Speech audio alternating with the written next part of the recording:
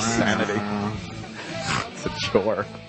There's a show within a show happening. Oh, yes. Joe DeRosa in studio. Show. Hi, guys. Joe DeRosa, Hold man. on, though. Hold on. E-Rock's trying to do something. Here. Oh, is he? It's not important. Continue with what you're doing. Whoa! Whoa! Well, just why suicide is painless. We can make it easy today. It's not. Suicide solution. Suicide solution. Oh, yeah. Does this have to do with the PMRC Exactly. from years ago? What's that? Oh, is that the thing on the records? Yeah. The Tipper Gore thing? Is this the Tipper Gore thing, E-Rock? No, it's not. Oh, shit. Is it something to do with Ozzy? No, it's not. Is it something to do with suicide? Yeah. Is it the anniversary of the date of the trial, the Judas Priest trial, where the kids killed themselves? Oh. No, I know what he's doing. Yeah. Mm-hmm. You know what he's doing? Yuck. The Dave Grohl thing? No. What? Oh, excuse me. Oh, well, fuck you, Opie. Pretty much what E-Rock just said. And he should. I was a little cocky there. Wow. He should.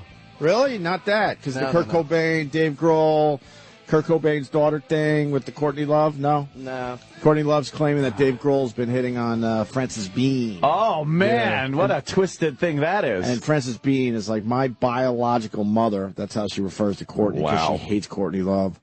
Is full of shit. She was saying they should kick her off Twitter. Right, because she just says dumb things that aren't true. And then Dave Grohl came out and said it's not true as well. How old is the Frances Bean? The Frances Bean is 17 or 18, I think. Oh, what's wrong with that? Maybe 19 at this point. She's cute, too. She's got a sexy, rock club. She looks too much like Kurt Cobain. I didn't see That's her cool. Have sex with Kurt Cobain without it being weird. What about the if gay you're a fan? What about the gay part? Well, she's a girl, so it's not even gay. But she kind of looks like it could be Kurt with some makeup on. But that's fine. I disagree. I don't. No, I think she looks more like Courtney. Yeah, No, I think she looks more like come on, Courtney. look at the eyes. There's some Kurt in there. It's all about the eyes. What's wrong with you guys? Round to fucking. Look at the eyes. Dude, that's not Kurt Cobain. Ooh, she's smoking right That's there. Courtney. Yeah, looking, those though. shots are great. Her mouth. She's a mix between the two, but she definitely has Kurt Cobain's eyes. Come on. I don't know. Yeah, Thank you, I Sam. don't. Jesus, I never looked into Kurt Cobain's eyes that long. Dude, everyone knew it. All dreamy. All right, I know what's going to happen today. All right, I'm prepared for this. All right, Joe. Here we go. Here we go. Fucking hilarious. Like no one ever talked about Kurt Cobain's eyes before. Fair enough, though. No, in all seriousness, though, I really don't. I don't see. I literally don't see any Kurt Cobain resemblance. Wow. I'm not being a dick. I really don't. Hey, why the suicide solutions? Oh, right. Kevorkian was sentenced to prison 13 years ago. That's 13 years already? Mm-hmm. Wow. He's dead, right? Yeah, he just died. Yeah. Yeah, right after they made that movie about him. Right, yeah. Which was a creepy movie. Did you see that movie? Yeah, that was fucking, very...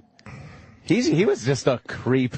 He really was. Al Pacino is like eccentric and weird enough. I don't like when he plays like a weird guy in a movie because it makes me not like Al Pacino. I'm like, ugh, he's skeeving me out. Not man. Michael Corleone here. I don't like it. Yeah. Dr. Kevorkian, I got the death machine. I'm trying to help these people kill themselves. It's their God-given right. Never gets old. Two things before we... Look, but don't touch. Touch, but don't taste. The best line of that movie is, he goes, where does he sleep? He doesn't sleep. Where does he fuck? Everywhere! Right over the top Pacino guy. What happened to the Godfather? It's like, well, my father runs a business that, It is two different people. He went from that guy, I don't really think I like what's going on here. To this guy! Although his one of his biggest overacting moments ever is in Dog Day Afternoon when he walks up to the desk and he's got the gun in the rose box. Yeah. The way he flips that gun out, he struggles with that button. It's ridiculous. There's like a fucking paper ribbon around it. He's fucking wrestling. And you know they just said, fuck it. That's good enough. Over the top. We'll just use that Pacino. one. Two things really fast, and then you got that queued up. There's a guy, because we were talking about the 13th floor in buildings. Yeah.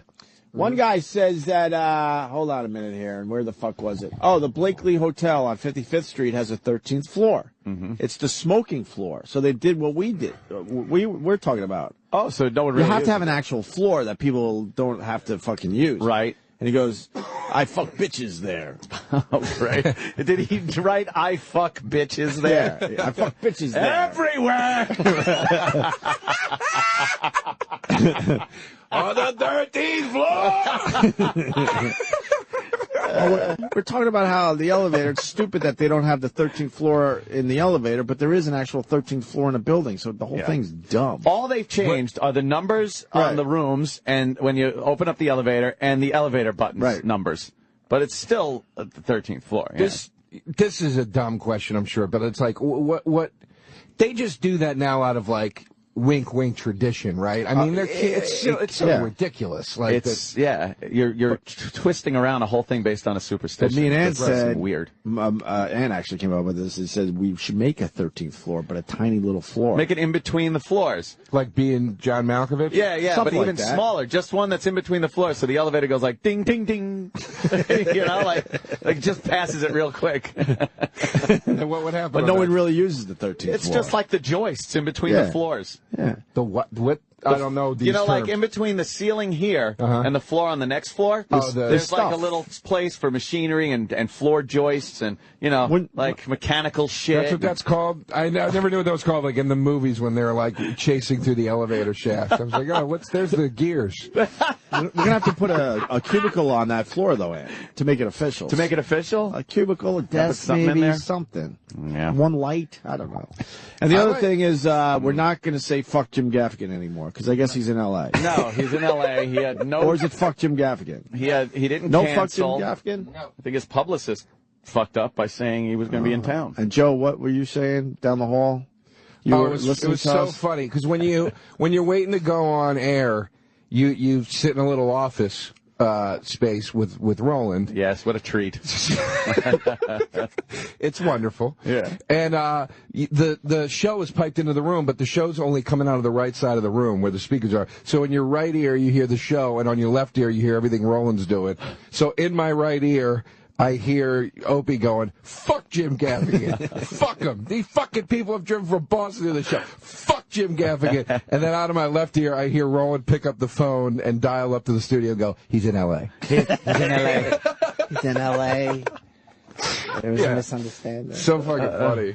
I hear you're in a shit mood today, Joe DeRosa. That can be good for this show. It's always good. I like when people are in shit moods. Fuels me, man. Yeah. Fuels me.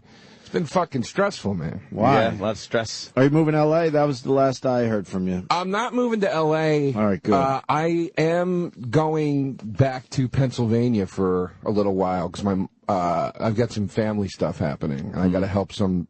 I don't want to say too much, but I got to help somebody in my family get through some stuff. So I have to commute from Pennsylvania to New York for a little while for work, and I got to move. It's just so stressful. That is stressful. But you're moving out of that joint?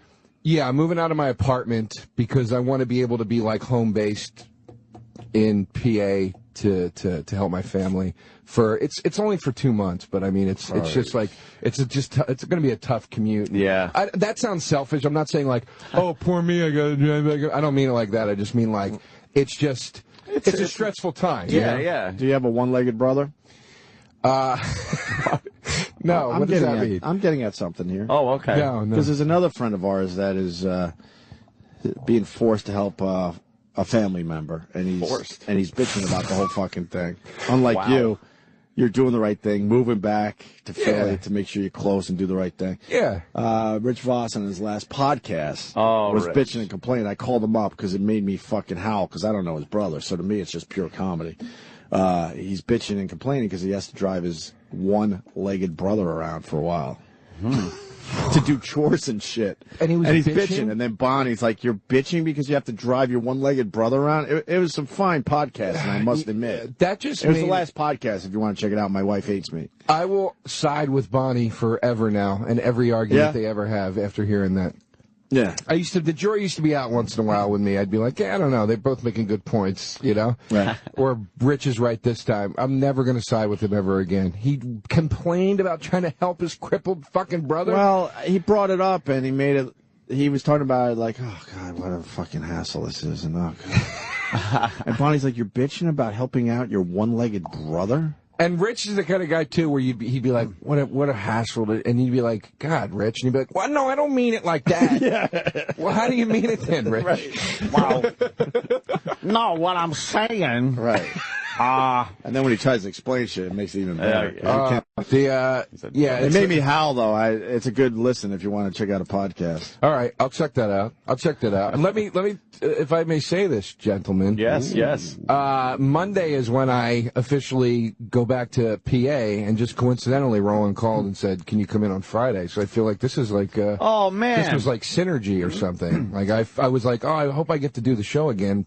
Well, this is your last appearance on the show. This is it. We figured, we'll give you one good one before you move to PA and no one hears from you. Joe's become kind of PA is a hotbed of comedy, New York drinking comedian activity. Well, I'm not. But I'm coming. I'm going to commute and I'm coming back. Oh my God! I gotta. We gotta.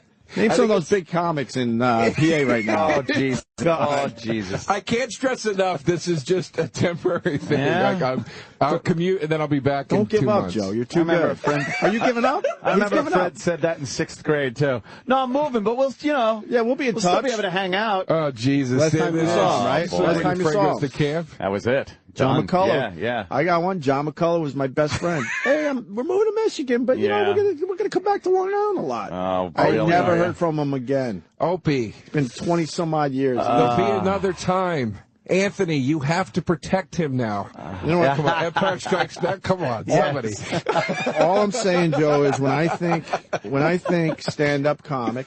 You think Philly? I think Philly. Let me talk about it's perfect for you. Fucking Philly, motherfucker. Let me talk about the great Philly comedians. Yeah. All right. Keith Robinson. No, but those guys are living. Keith. But he's sort of a New Yorker. I know. He comes up every night, so he's kind of like, you know what I'm saying. No, he doesn't live there anymore. I just thought you. All I'm saying is make sure it's only the 2 months. You scare me. Also, you get comfortable, like, you know what? No, I have to. I like the Amish. I have to be back in slow lifestyle. Right. I have to be back in by late June for work stuff. Like I have stuff on the books. It's like I cleared out these 2 months to be able to do this. And why are you standing? To make the point better? Because I don't know. I just started feeling like my career was falling apart, so I wanted to stand up. Oh man. And I heard what Ant said, because we were sort of like had two things going on at the same time. You know, Ant's going to lose a drinking buddy. Yeah. You know. But I'm in the city. It's Joe DeRosa. Head out to the bar. Yeah. This is the beauty of it now, though, is because it's going to be an intense time at home, like without question. So now it's like, but now I'm going to have a car. So what I'll do now is I'll just drive to Long Island. Oh man. To hang out with you. Well, you can do that, sure. Like I'll get to a point where I'm like, I need to drive 5 hours or whatever it is today to like just go hang out and blow off some steam. You know what I mean? Yeah. Like it'll.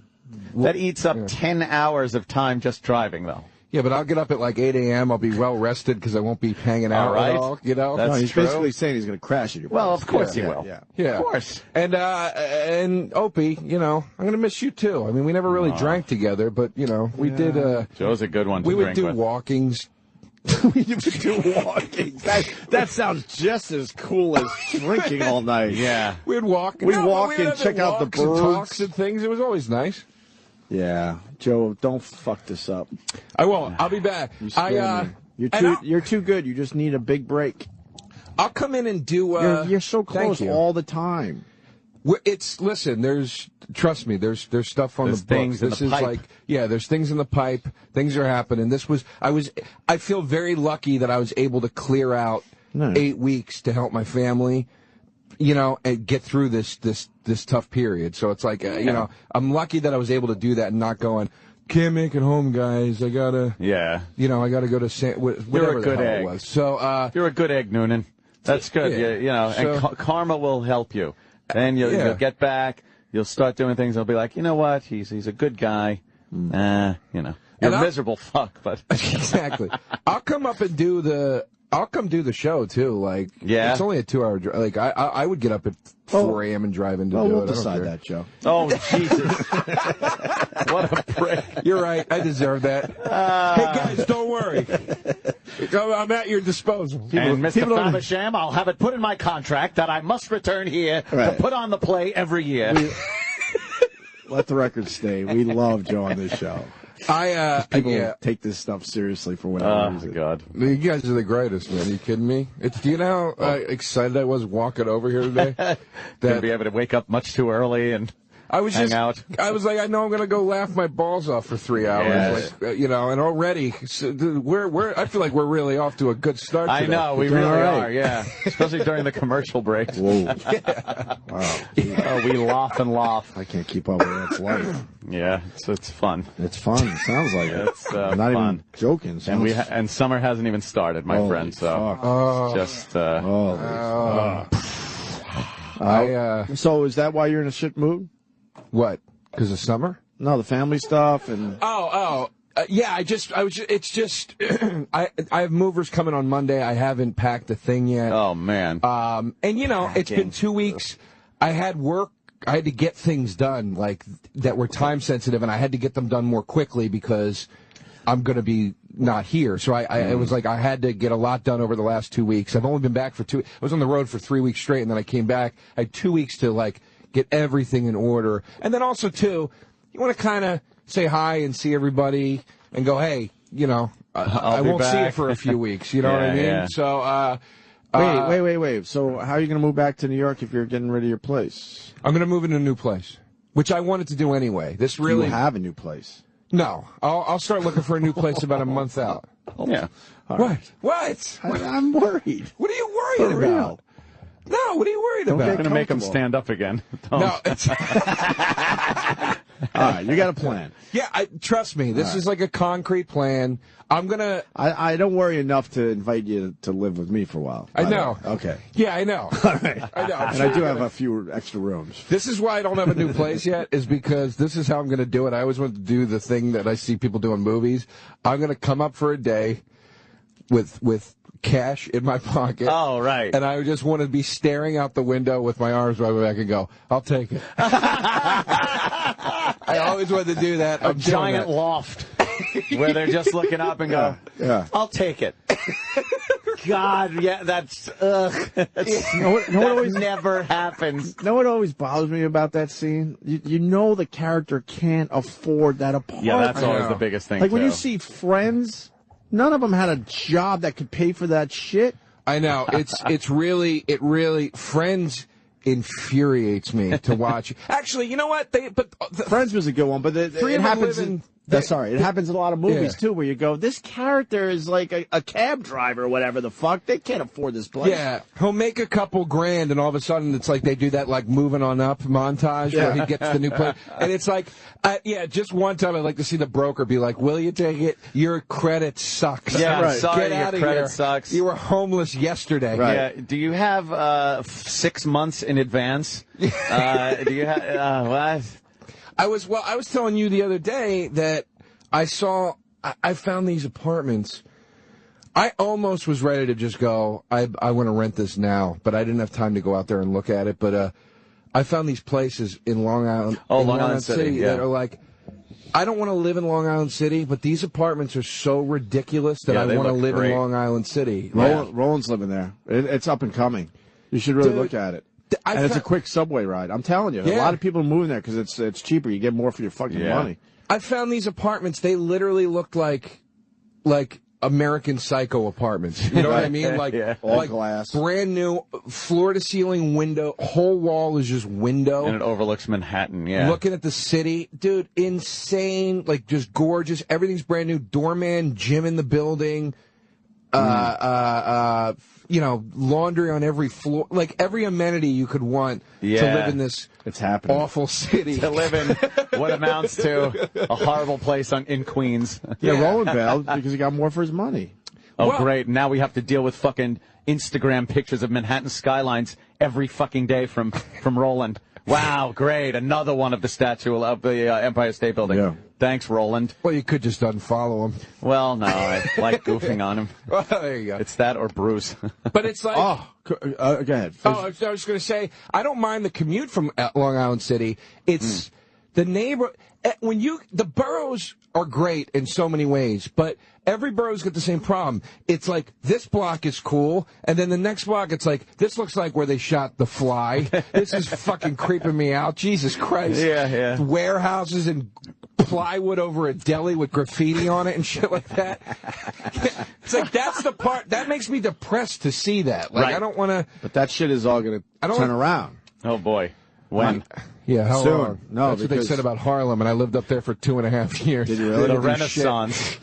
The Harlem Renaissance. You're the white guy in Harlem? No, maybe like where the Apollo Theater is. I was on 137th and Broadway for a long time, and it wasn't bad. It was just like they kept being like, it's coming, and by like it's coming up, they would mean like, yeah, there's 6 shithole 99-cent stores in between liquor stores, in between Kennedy Fried Chickens, and then in the middle of all that, there'd be like a bistro. And you'd be like, a bistro. Oh, that's great. Just waiting for the doors to fly open with armed robbers. Did you ever get hassled up there, Joe? Never. No? I lived in a very, like, Harlem's a great place because it's very like communal. Like, if you're in the neighborhood, it's like you're in the neighborhood. Oh, okay. If you're not there being like cunty in any way, like clearly trying to gentrify it, or just being like, you know, like if you just, hey, I'm part of this, like it's everybody's cool. It doesn't matter who you are. And like we had crack dealers on my corner, literally. Every night. Sweet. And I would literally walk through like their crack dealing circle, and they were always like, hey man, how you doing? Like they never like, that's nice. Yeah, it was always just like, hey, you're doing your job. Why roust you and make a problem, you know? It's like, they just it was going about their business. It's not good for business. They never offered me crack either. Fuckers. They just they never were like, yo man, what you need? Never. They were just never like, gave you a little free sample? Wow. They probably thought you were 5-0, yo. They probably thought you was 5-0. Son. Did you guys never did crack, right? I never did crack. No crack. I never did it. I mean, I wonder what it... I smoked a little freebase, but not crack. You smoked freebase? Yeah. Is it the same thing? No, God, please. Crack is for those people. Freebase is for, you know, that's it's not that little fucking rock of thing. It's a powder. It's much like cocaine. What is that high like? Because it always looks like it would be like a heroin high. People are always like, but it's coke. I don't understand why it's odd. Not... It's very euphoric, is what it is, and you do get that immediate rush where I guess I've never done heroin, but when you see somebody that does heroin, they get that kind of whoosh rush over them. You do kind of get that, but it's not speedy. No, it's not as speedy as just doing like snorting coke. But it is kind of like... Because that's all coke. Coke is all speedy. There's never euphoria. Yeah. It's just like... because it's cut with all sorts of shit, too. Right. This is they pretty... stomp on it way too much. The purest thing. And you don't make it with heat at all. It's not made with heat. It's made with ether, ammonia, water, and coke. You mix it all together in the proper proportions. You dump in your coke. You shake it up. And then it separates. And then you take the eyedropper and you go into the layer that's just the ether. And you take some out and you sprinkle it on a slate, and then you go, and it dries instantly and evaporates the ether, and what's left is this residue of white powder. You scrape that up, you throw it in your little pipe, you melt it into the screen, and then woof. Jesus. Oh. Holy shit. How do you know how to do that? I don't know. I learned it from somewhere. I think. Yeah, I would fuck up the steps. He started that story by like, I freebased once. Yeah. And then by the end of it, he's like, "Here's what you do. The ether evaporates." Yeah, let me tell you exactly. Well, it was made in the house a few times back in the but it sounds like you have to be 80s. It sounds like you have to be a chemist to smoke this. Well, shit. it is. Yeah, you do. It was. You did have to kind of know your chemistry. That's. Can we get Roland to come down the hall, by the way? Because you mentioned Roland and the Springsteen. Oh, right. How was that show? You guys were tweeting about it like crazy. Oh, yeah. I wasn't there. We went to. I don't support this company. Fuck me them. And Jimmy. We went to the. I was on vacation. It was good. You know, I'm not a Bruce fan. I'm no Bruce fan. I know, but your tweets, you were like, "Oh my God, this is unbelievable." He was great. He was really good. The guy's he's no spring chicken, but he was running around like a maniac, and just it sounded great when you had 17 people on stage with him, and it was just so full, the sound and everything. And his voice sounds great. He was singing songs that I don't fucking know what they were because he's not playing Thunder Road, cocksucker. Yeah, he doesn't play like the hits, right? Oh, he plays them when Roland goes, who's seen him 800 times. And then when I go, I'm never going to see him. I've never seen him before, never going to see him again. I have to get these new songs. What the fuck? Play goddamn... It was like the special event for the album. Yeah. Stop it and play fucking... Awesome. No, it wasn't. It was. It could have been awesomer. For a hardcore Bruce fan, it had to be awesome. Yeah, it was. How many times have you seen Bruce in the last couple of weeks? 5. 5 so far. How many times total? 5. No. Oh, total? 257. Is that a real number? 257 times. That's a real number. Yeah. I mean, I met a guy on the floor. He was like over 1,000. I worshipped him. Wait, 257? How is that possible? From Born USA on... I wouldn't How old see are you? any... 33? 30. So you saw him the first time you were like 6? Yeah. Born USA, my mom took me. Holy shit. Wait, how old were you? Like 6. She took me to see 4... Is that really that long ago? Yeah. Born in the USA? Yeah, it was like 80... You were 6 when that came out? Yeah. Wait, what? Yeah. Yeah, exactly. When was that? Child of the 80s. 80, Child of the 80s, that's right. He was child of the 80s like us. So. Back in time. Wait, Born in the USA, when did that come out? Well, the tour... 80... Like 84 or something? Yeah. I remember that. Oh, my God. I never liked Springsteen. I was a big Michael Jackson guy. I never... Wow. Look at you. Oh. It's not my fault he stinks. We're going to really miss you, Joe. Oh. No, I honestly I have a lot of respect for the guy. I just never I've tried over and over. I can't get into his music. I love that song. You're gay. I'm gay. I'm not the guy into the guy from Jersey who wears ripped jeans and a bandana around his leg. Shit. Showing his ass with his head turned around, looking out like, look at my ass. Yeah. Hey, Roland. Give me a reach around. I would. Oh, shit, that's going to hurt. He did say he would blow Bruce Springsteen. If Bruce Lee's loving, I'm there. He would and get fucked by Bruce. And The Rock. And The Rock. And The Rock. The Rock one. Because everybody loves The Rock. We'll give you the loss, but The Rock, that's God. There was one Springsteen song. There was a band I saw once. They're called Broken Fingers, and they covered this Springsteen song, and it was Don't remember the song. So, if you said the name, was it about Jersey? It was just one of those Springsteen songs of like, all we got is us, and all we're gonna do is, blue collar bullshit. Blue collar bullshit. Yeah. Why is it blue collar bullshit for the people in that? First of all, Bruce wouldn't know blue collar if it bit him in his jean ass. When was the last time you understood blue collar, you think? Oh, please. Oh, fuck. It's just like Billy Joel. Yeah. Hey, I'm so blue collar. 1, 2, 3, 4. Shut the fuck up. Just another truck. You're an asshole. You've been rich since you were 19. Go fuck yourself. 2, 1. What, dude, what Billy With Joel... the whistle going off? Like he's a working guy, Allentown. Clang, down. The fuck does he know? Clang, So right. Damn it. Well, we're living here in Allentown, are you? There it is, the work whistle. All right, everyone's getting off of work. Joe. Billy Joel's leaving the fucking factory with his lunchbox. Oh, he just punched the clock, and he's mad at the foreman. Exactly. And he opens the lunchbox, and it's got fucking Chardonnay and caviar in it. What fucking Billy Joel song is that? That is... I was talking about this the other day with my friend. I go, if there was one measure of music that pisses me off more than anything, it's that fucking Billy Joel thing where he goes, 1, 2, 3, 4. Matter of Trust. That's Matter of Trust. God, dude. Some love Summertime. of the heart. The core remains to what began with a passionate start. Accounting's part of rock and roll, Joe. What's wrong with the counting? All the neighbors come out to see him. Yeah. The way he sings it, I just picture all these fucking liberal do-gooders in the audience that love Billy Joel just feeling it. Because you know it is. It's that goddamn comic relief audience. Yeah. It's the same fucking audience. Going, oh, sing it to me, Billy.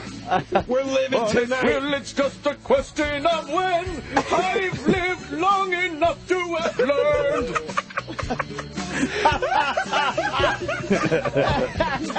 Wow.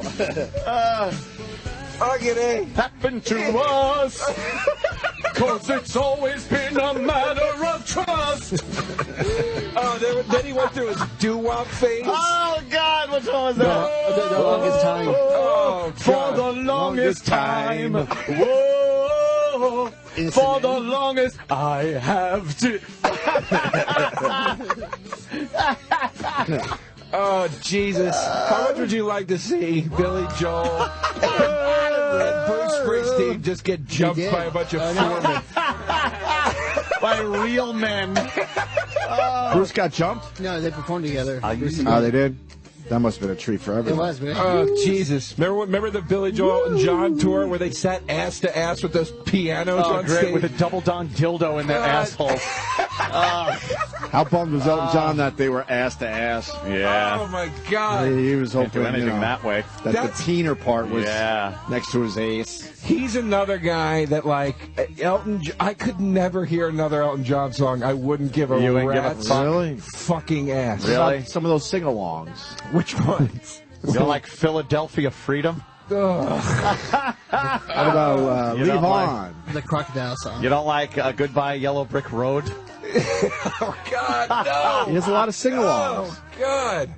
I like what Elton John songs. I like I'm still standing. Oh, God, that's like the worst one you could have picked. Looking like cruise above. Are you still standing, billionaire? Has the world been tough to you? Have you had a tough run of it, Elton? Oh, there you go. Oh, my God.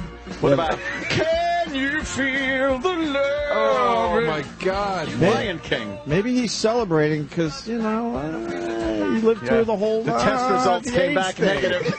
I'm still standing. Maybe he's just celebrating the fact that he's still standing. I got no carcinoma. You got to think that guy saw a lot of AIDS. What am I saying?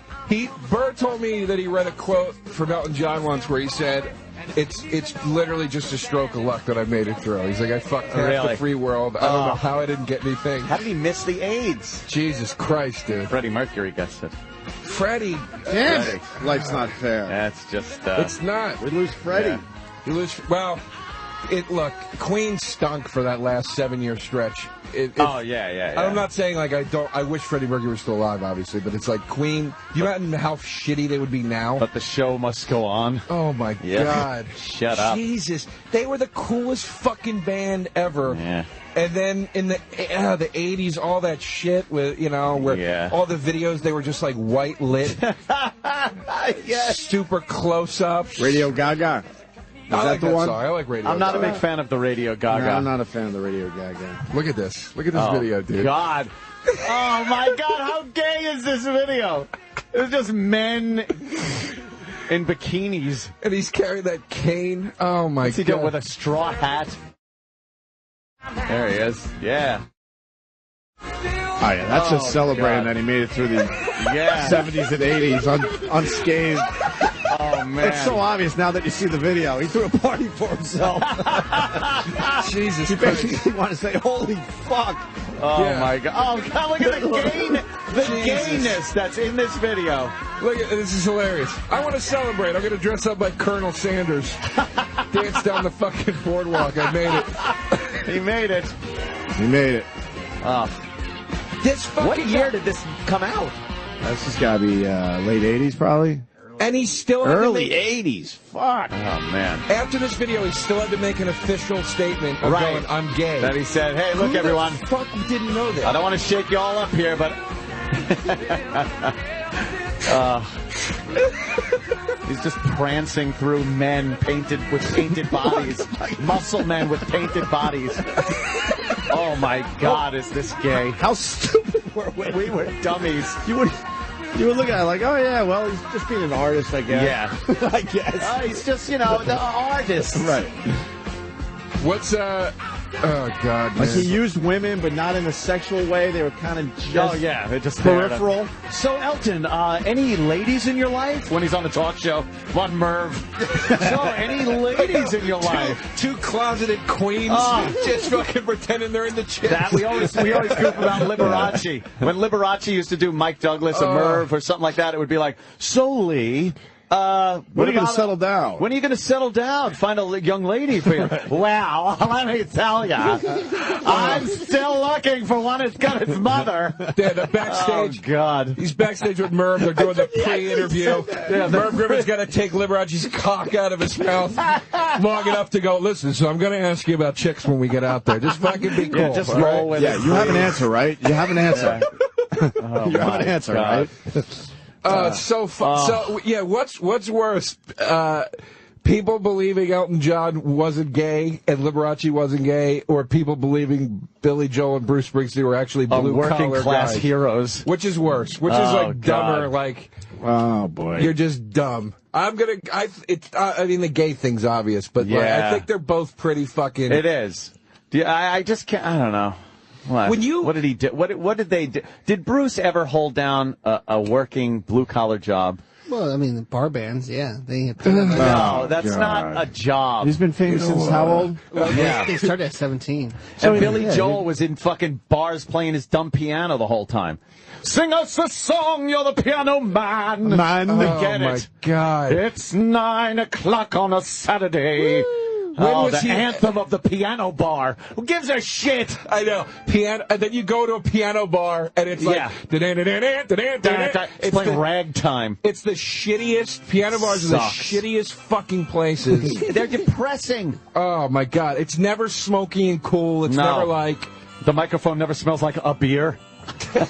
And the microphone smells like a beer. And the piano sounds like a carnival. No, it doesn't. It probably smells more like puke. Yeah, because these guys are so miserable. They're probably puking in the fucking. It smells like old ladies' nylons. Yeah, dude, I hate this fucking song. Why? It brings you back to an innocent time. Oh, does it? I hate this song. A time of innocence. The only song worse than this is. Scenes from an Italian restaurant? Like that. And the king and the queen of the prom. Scenes from an Italian restaurant. Riding around with the car top down and the radio on. How the fuck do you know that? I know everything. But Joe knows a lot of Billy Joel songs, I'm noticing. There's someone that hates the man. What about Scenes from an Italian restaurant? I hate that fucking song. A bottle of red, a bottle of white. Whatever kind of mood you're in tonight. You know what? What about Captain Jack? We'll get you high. Oh, my God. I will I kind of like that one. A bottle of Jack at somebody that put that fucking you don't song like that in my Jack closet. will get you by tonight. Oh, it just stinks. What about Billy the Kid? No. Oh, God. That shows off his piano playing. Here are the Billy Joel songs I like. I like Allentown. Minister Fire? I like Allentown. Yeah, what if I just named, I like River of Dreams. Oh, God. All the shitty ones. No, I like Allentown. I like Moving Out. I like... How about Only the Good Die Young? That song's okay. What about She's Got a Way About Her? No, fuck that song. His lovey-dovey songs. I like, boom. Wait, how's it go? Wait, the one that goes, boom. See, he knows a lot about Billy Joel. What song is that? You may be right. Yeah. You may be right. I love that. I love that song. I think he kind of likes Billy Joel. He's got a couple of Billy Joel songs he likes. I like him, but I don't like him enough to not trash him.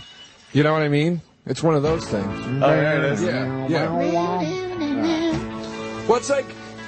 How about it's still rock and roll to me? Yeah. No, I don't like that. I was saying like I know it. What about Just the Way You Are? No. Oh God, you don't like when he slows it down. Wasn't that song in Arthur? No, that's Arthur. How about Christopher Cross? My Life. When you get caught between the New York City. How about I know it's crazy, but it's true. What a thin-voiced fat man he was. How about We Didn't Start the Fire? That song's there's few songs shittier. Is that the one with the few songs shittier? Is that the one with all the words? Yeah. Oh, you know what song I really hate by Billy Joel? Pressure. He knows every Billy Joel and song. you cannot handle pressure.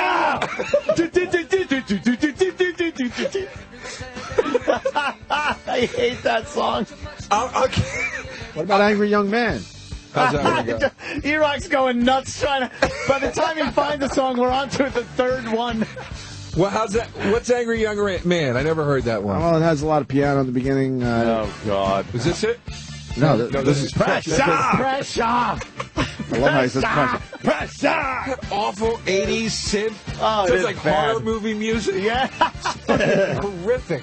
Oh, well, it's pressure. Yeah. Here it comes. Yeah, pressure. Oh, God, man. You're just like everybody else. Oh, I got one for you. But he's got pressure. What is it? How about a Big Shot? Big Shot? I like Big Shot up until the point where he goes, You have to be a big shot. Why does he do that? Yeah, when How douchey. The third one where he goes, DJ, I have to shut the song off. I can't listen to it anymore. Yeah, that's bad. He does fuck with the words a little bit. Because You're right. you want to be a big shot. You know which one's good? Here's a good Billy Joel song. I really can't remember the names. I'm sorry. What? Wait, turn down the music. Let's try to guess it. All those waiters in your... Yeah. What? You got that? Yeah. Oh, Zanzibar. Name that tune. Zanzibar. Table when you... Every dog must have his every day. Don't ask me why. Don't ask me why. Yeah, don't ask me why it's good. Oh, and Miami 2012. wait, what's Miami 2012? He's going obscure. This song's awesome. Ready for this one? It was 2017, by the way. 2017. He's had a lot of hits, I'll tell you that much. Holy shit. And I drank a lot of take-home pay. Thought I was a do-gooder. When I made it with a redhead girl in a Chevrolet. Keeping the faith. What? Keeping the faith. Is that Keeping the Faith? Yeah. Keeping the Faith. Yeah. Oh, God. God, I love this thing. That song's awesome. Oh, jeez, that's another one of his where he thought it was the 50s. He's like, Woo! Same album, yeah. he's dressed up in like a leather jacket in the video, and he's dancing around. Remember that video that started with him walking with the guys through like the basketball courts in Queens, where they're all in their leather jackets, and it's like he's such a runty guy. I know, too. you're not a tough guy, Billy. Sure. Yeah. He did drive his car into a house, though. Yes. I'll give him that. A couple of times he's gone off-roading He likes a few inadvertently. drinks. He likes a few drinks. After some of that old Long Island wine out of the fucking vineyards out east. A bottle of red. Another bottle of red, and another bottle of red, and another bottle of red. Wait, drive my car through somebody's house tonight.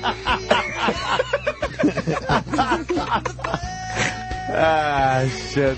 Yeah, dude, it's, but even that, even like the fucking, I'm gonna get, like, I'm a drunk that drives my car into people's houses, it's still wine. Yeah. It's still not even wine. like a whiskey beer. He's not driving around with a case of Pabst in the back seat. Right. Fucking just. Yeah, just downing them on the fucking parkway. Dude, fucking Chardonnays. Yeah. He drove into your house. He's drinking fucking $120, $150 bottles of wine and driving into people's houses. Oh, shit. Fuck, this Jesus is great. fucking You don't like Christ. when he slows it down, though, huh? Well, give me some more of the slowdowns. You gotta sing it, though. My Life. My I Life? like that song. The Bosom Buddy song. The Bosom Buddies song. Yeah, Tom Hanks and Peter Scolari are fucking juggling that fruit in the market. Remember that? He's throwing the fucking fruit back. Yeah. Fucking great is Tom Hanks. How he went from that. Literally, they're like, Tom, just fucking. It's for the opening montage. You're picking out fruit. Fucking guys, fucking juggling. Charisma just off the fucking charts immediately. That guy is fucking amazing. He had something. I wish you would do comedies again. Did we do Uptown Girl? For a second, the one? But I'd like the trash Uptown Girl. That was the one his ex was in. What's her name? Yeah, she was in that. Christy Brinkley, sure, yeah. Uptown Girl. She's been living in a white bread world. Well, that's a good one because it shows him being a blue collar. Oh, he's working at the gas station. And she's a supermodel. But he gets her because he's such a cool guy. Right. After they do some choreography together.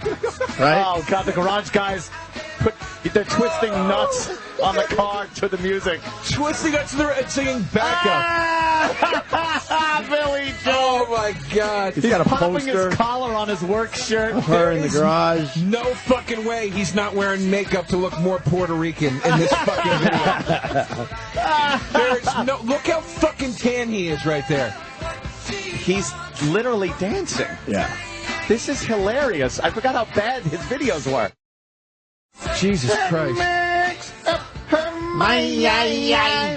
Here she comes.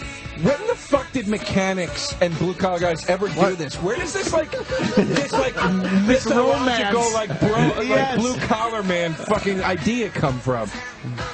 I've been singing into their a few wrenches. garages in my day, Joe, and never joined in dancing with the boys with the fucking socket wrenches. The fucking most homophobic, miserable people on earth, and they're all dancing together and singing. Oh, he's making his move. Here he goes. Hey, this is a nice car. She's in a fucking Rolls Royce. Oh, yeah, the Uptown Girl.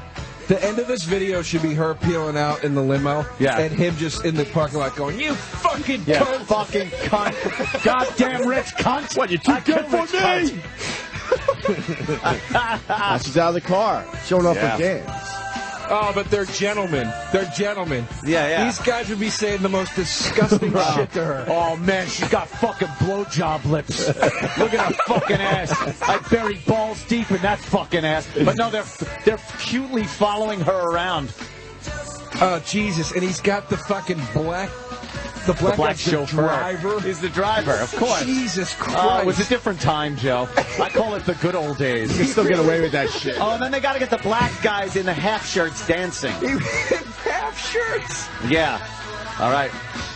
You gonna dance? Oh, he was trying to compete with Elton John in his videos. So. Oh, my God. This is horrible. What is this, Grease Lightning from Grease? Oh, yeah, exactly. Yeah. That's another one. It's like when the fuck did gang... Ridiculous. Oh, look, see, this guy's doing the robot. Two young black men. How racist was Hollywood? Oh, God. We got to put black guys in this video about the 50s. Just make them break dance. Jesus Christ. Now they do horrible dancing. Oh, God. I'd like to see this fall on her face. She's leaving with him. Did we just listen to that whole song? I think we did. Oh, Jesus. Holy shit. But we hate Billy Joel. We hate him. We watched the video. We fucking hate him. We got a visual medium. I have a real love-hate with this guy. I love the songs I love, and the ones I hate, it piss me off. They actually anger you, yes. Yeah. Unlike a guy like, I'm that way with Phil Collins, too, man. There's certain songs that I love and certain songs I hate, but then there are guys like... I hate that. I like that. No, I hate that part. That's Mama. That part to me is like the Billy Joel part. You gotta see him do it. No, I hate that. You gotta see him do it live. It's awesome. No, it's not. He puts a red light on his face. Of course he does. I saw it in the video. Let's play Mama. That's Phil Collins. I kind of like that song. I love that song. I'm not going to download it anytime soon. This like is Studio. Right. When he started doing fucking like the covers, you can't hurry. It's like, dude, how are you the guy that wrote In the Air Tonight? Like, how are you the same fucking guy? He's miserable too. He's not a happy man. We met him. He still like has a little strip of hair in the middle. He's pissed. He's shitty. Is he cool? No, he looks miserable. Which I was bummed about because I kind of liked some Genesis growing up and Phil Collins. Yeah, his daughter's more famous. Huh? His daughter is actress. Who's his Lily daughter Collins. again? What? Lily Collins. His as I just heard it, his daughter. Lily Collins? His dog's actress. That's what he said. His dog's actress. Actress. It's one Billy word. Collins. His dog's actress. What's his face is doing his Roland character today. Bartlett on Ivers. Bartlett. I don't know. What character is that? He's doing Ringo Starr. He's been doing that lately. It's hilarious. The Blind Side in the new Mirror Mirror movie. Oh, yeah? Oh, that's her? She plays Cinderella? Wait, which one is she? Do we know her? If we saw her face? Who was she in The Blind Side? Collins. The daughter. Right. What? What? Who's another Did good... we know that? Oh, that. Oh, man. We know her. Yeah. That's Phil Collins' daughter? Yeah. Holy shit. How did we not know that? Oh, wait. She looked like 22 in the one picture. Now she looks like she's 15 in every other picture. Problem? How old is she? 89 says. That's good. Once they're in the 80s, that's fine. Fair game. She's 23, I guess. Who's another good, love-hate? Like, there's so many guys, I just hate, and I have no good reason to. Van Morrison just bugs the shit out of me. Van Morrison? No, I don't like him. What's wrong with you? Brown-Eyed Girl, I have he probably hates Brown-Eyed Girl. He goes a lot deeper than that shit. Do you have... Into the Mystic, you don't like that song? What's that song? That one. That's a good one. What's that one? Sing it for me. I can't sing. You have to sing That's now. why it's funny, though. And if it's your first time at Sing Club. the Mystic. Let it rip. What is it, an Irish folk song? I'm digging it. Yeah, turn this up. This is a great song. We should go to break with this. Lay, lady, lay. You know the song. Lay across my big You know the song. You know Carefree Highway. Exactly. This is 20 songs. Who sang that one? Gordon Lightfoot. Yeah. Gordon Lightfoot. Fucking greatest. Oh, that's hilarious. Carefree highway. This is sacrilegious. We can't fucking talk over Into the Mystic. We can talk over other shit, but I don't know this. This is real shit. I don't know this song. You know this song. Don't know this song. Pause this shit. The Frames covered it too. Huh? Don't know The it. Frames covered it. Did they? That's good. Wow. It just sounds like a song you'd make fucking oatmeal to. I don't know. If I'm going to listen to shit like this, I'll listen to fucking... No, Into the Mystic. Like some kind of southern rock. Into the Mystic is a strong song. I would bet he hates Marshall Tucker. Well, I'd rather listen to Marshall Tucker. That's got a little. That sounds a little like some of this stuff, but only a little rocky, more rockin'. I respect Van Moore. Like, I know, it's me, not him. You know what I mean? Like, that's what I was saying. Like, for some reason, most musicians, I just can't get into him. But most musicians really respect Van Morrison. Yo, yeah. Well, it's like Dylan. People love Dylan. I can't fucking listen to him. I cannot do it. Bill Burr had a great Dylan bit on his podcast. About what? Just fucking how the songs go on forever. And he sings about all the girls he fucked in one song. We should find that clip if you could get it from Bill Burr's podcast. Patrice called me one time. What is that? Marshall Tucker? Gonna take a freight train down to the station, Lord. I don't care where it goes. Who is this? Marshall Tucker. Marshall Tucker Band. I don't know this song. I like that you don't song. Know Marshall Tucker? I like that song a lot. That one. I don't know that song. What other Marshall Tucker songs? What's some of them other Marshall Tucker songs? I remember. Yeah. There goes. No. Was that There Goes Another Love Song? No, that was the Outlaws, right? Take the highway. Lord, please don't wait for me too long. I'll be down on it. I'm embarrassed that I don't know this. Come for me to pack my bags and walk away. Give me the songs and we'll figure it out. Oh, there they are. Oh yeah, Can't You See? Can't you see? Yeah, we got Can't You See. Lord, can't you see? Heard it in a what love that song. woman has been doing to me? Do they sing, whoa, listen to the music? That's the Doobie Brothers. Whoa, whoa. I like the Doobie Brothers. All the time. Yeah, I like a little the Doobie Michael Brothers. McDonald once in a while, too. Oh, minute. He's Michael McDonald's another great one. That's a perfect love-hate guy. The songs that are awesome, you're like, this song is a shit. And then when it stinks, you want to throw your fucking radio out the window. He does that fucking shit. Is that the real lyric? That's not what he says. I don't know what it is. People say that that's what he says. Really? Yeah, but that can't be the lyric. It might be. The white man has the power. No, the wise man. Oh. The white man. The white man. I like it better that way. Of course you do. Yeah, so people said to me like that they think that's what he says. I'm like, that can't be what the fuck he's saying. Well, let's listen to it real fast. There isn't a way. What? Keep telling me somewhere long ago. The best Michael McDonald song is the one that Warren G sampled, the one that goes, I keep forgetting about this love anymore. Nothing more fun than Michael McDonald impressions. I will never be same again. He looks like that fucking snowman that Burl Ives plays. Oh, goddamn. Nice. Holy shit. We probably should break, unfortunately. God damn, that's so funny. Rolling, The white man has the power. I love it. I got it. I want to break, but a band, because you said that, are either really cool or annoy the fuck out of you. Steely Dan. Oh, Steely Dan. Steely Dan. Yeah, could be one of those bands. They're a great one. You don't like Steely Dan? I like some Steely Dan. The only song I like by them is Are you really?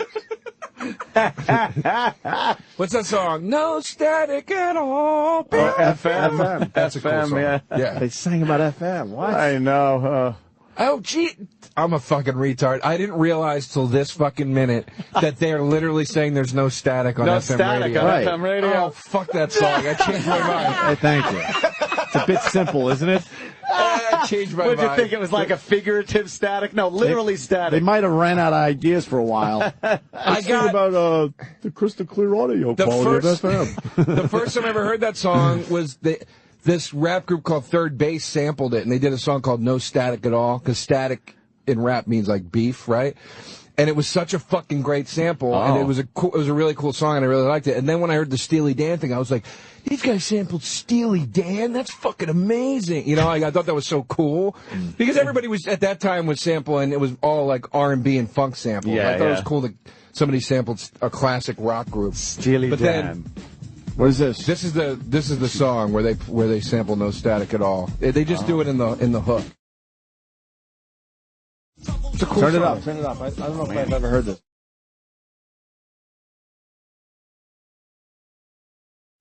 Their bass was cool. They were white rappers, but they didn't like use the white part as a gimmick. They were just like a rap group. Someone sounds like that's part of I'm your man. You say right. I can't help They might have sampled that. It sounds like that's in there too a little bit. It's coming up in a second. After this guy raps, it'll do the thing. This is good. Yeah, I like this Yeah. song. This is a great album. Turn it up.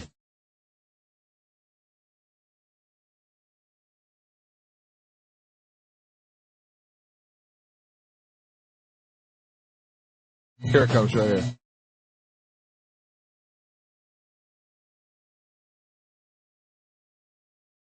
Well, no, it's not. There's somewhere. Oh my God! Sorry. Somewhere in the song they play it, and it's really cool. All right, we'll take your word for it, because I don't think I've ever heard that song.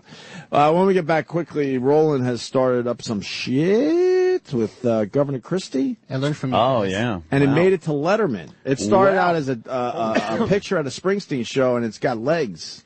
Well, We'll explain next. But, Joe, you promoting anything? big move. You know to what? No, Pennsylvania.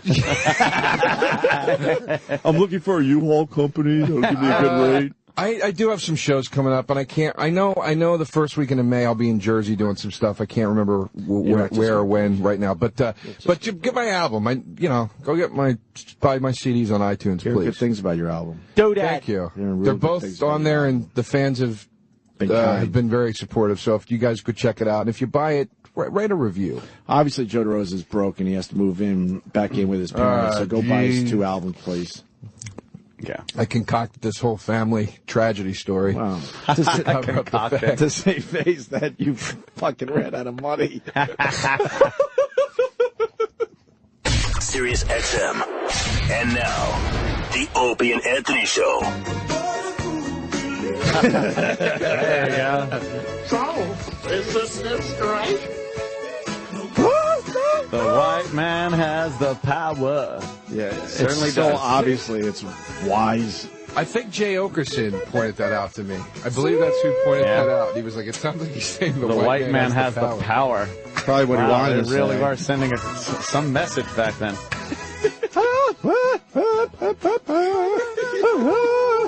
Joe DeRosa in studio. Ricky Gervais in about, half hour or so, man. Ricky never blew us off. It's awesome. This guy's huge. Oh, yeah. He still does a fucking radio show. What is he, nuts? He only does like 5 interviews when he's in town. All right. Why us? Right? No, he does. Like, it's Today Show, Good Morning America. Oh, Roland. You guys are there. Yeah. It's in his blog. It's because of him. It's because of Roland. Are you friends with him? Yeah, I know him since for a while. I know him since for a while. I've been hearing him all over radio all week. Yeah, what are you talking Is that about? your radio? He's just fucking Too you, Roland. easy, Roland. Jesus, come on. Relax. So Roland, really fast, went to a Springsteen show. Bruce goes to all of them, and at one of the shows recently, Governor Christie was close to you, huh? Yeah, my friend took the picture, and then he said he showed me what he got, and then he didn't want to tweet it. So I said, forward it to me. I tweeted it.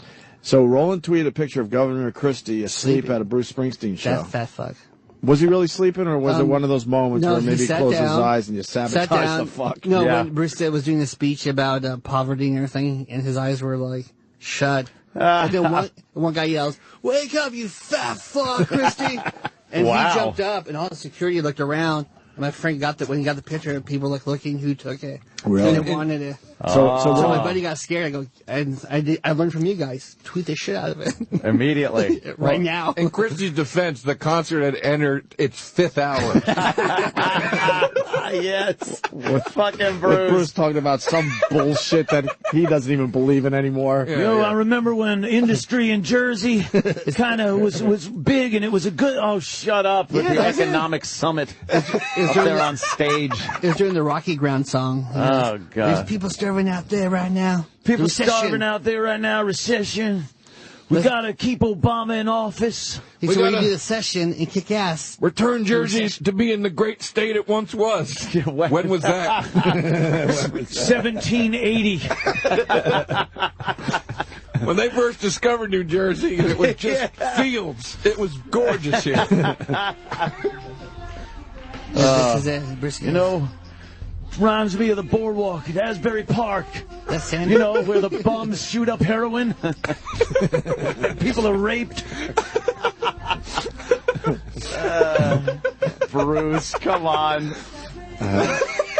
So the picture of Christie asleep is it's got legs, man. It's making blogs, and then it made Letterman yesterday. You got the actual picture that we can check out? Yeah, right here. Did you see the picture, Ant? Oh, yeah, I saw He's it. asleep. Oh, I saw that. Yeah. Are we putting that picture up on our Facebook page, Opie and Anthony? Sure. Let's do that, E-Rock. There he is. That's him asleep. How close were you? I sat here. My buddy was really close. Like, you could turn around and go. Or he was right there. Okay. Yeah.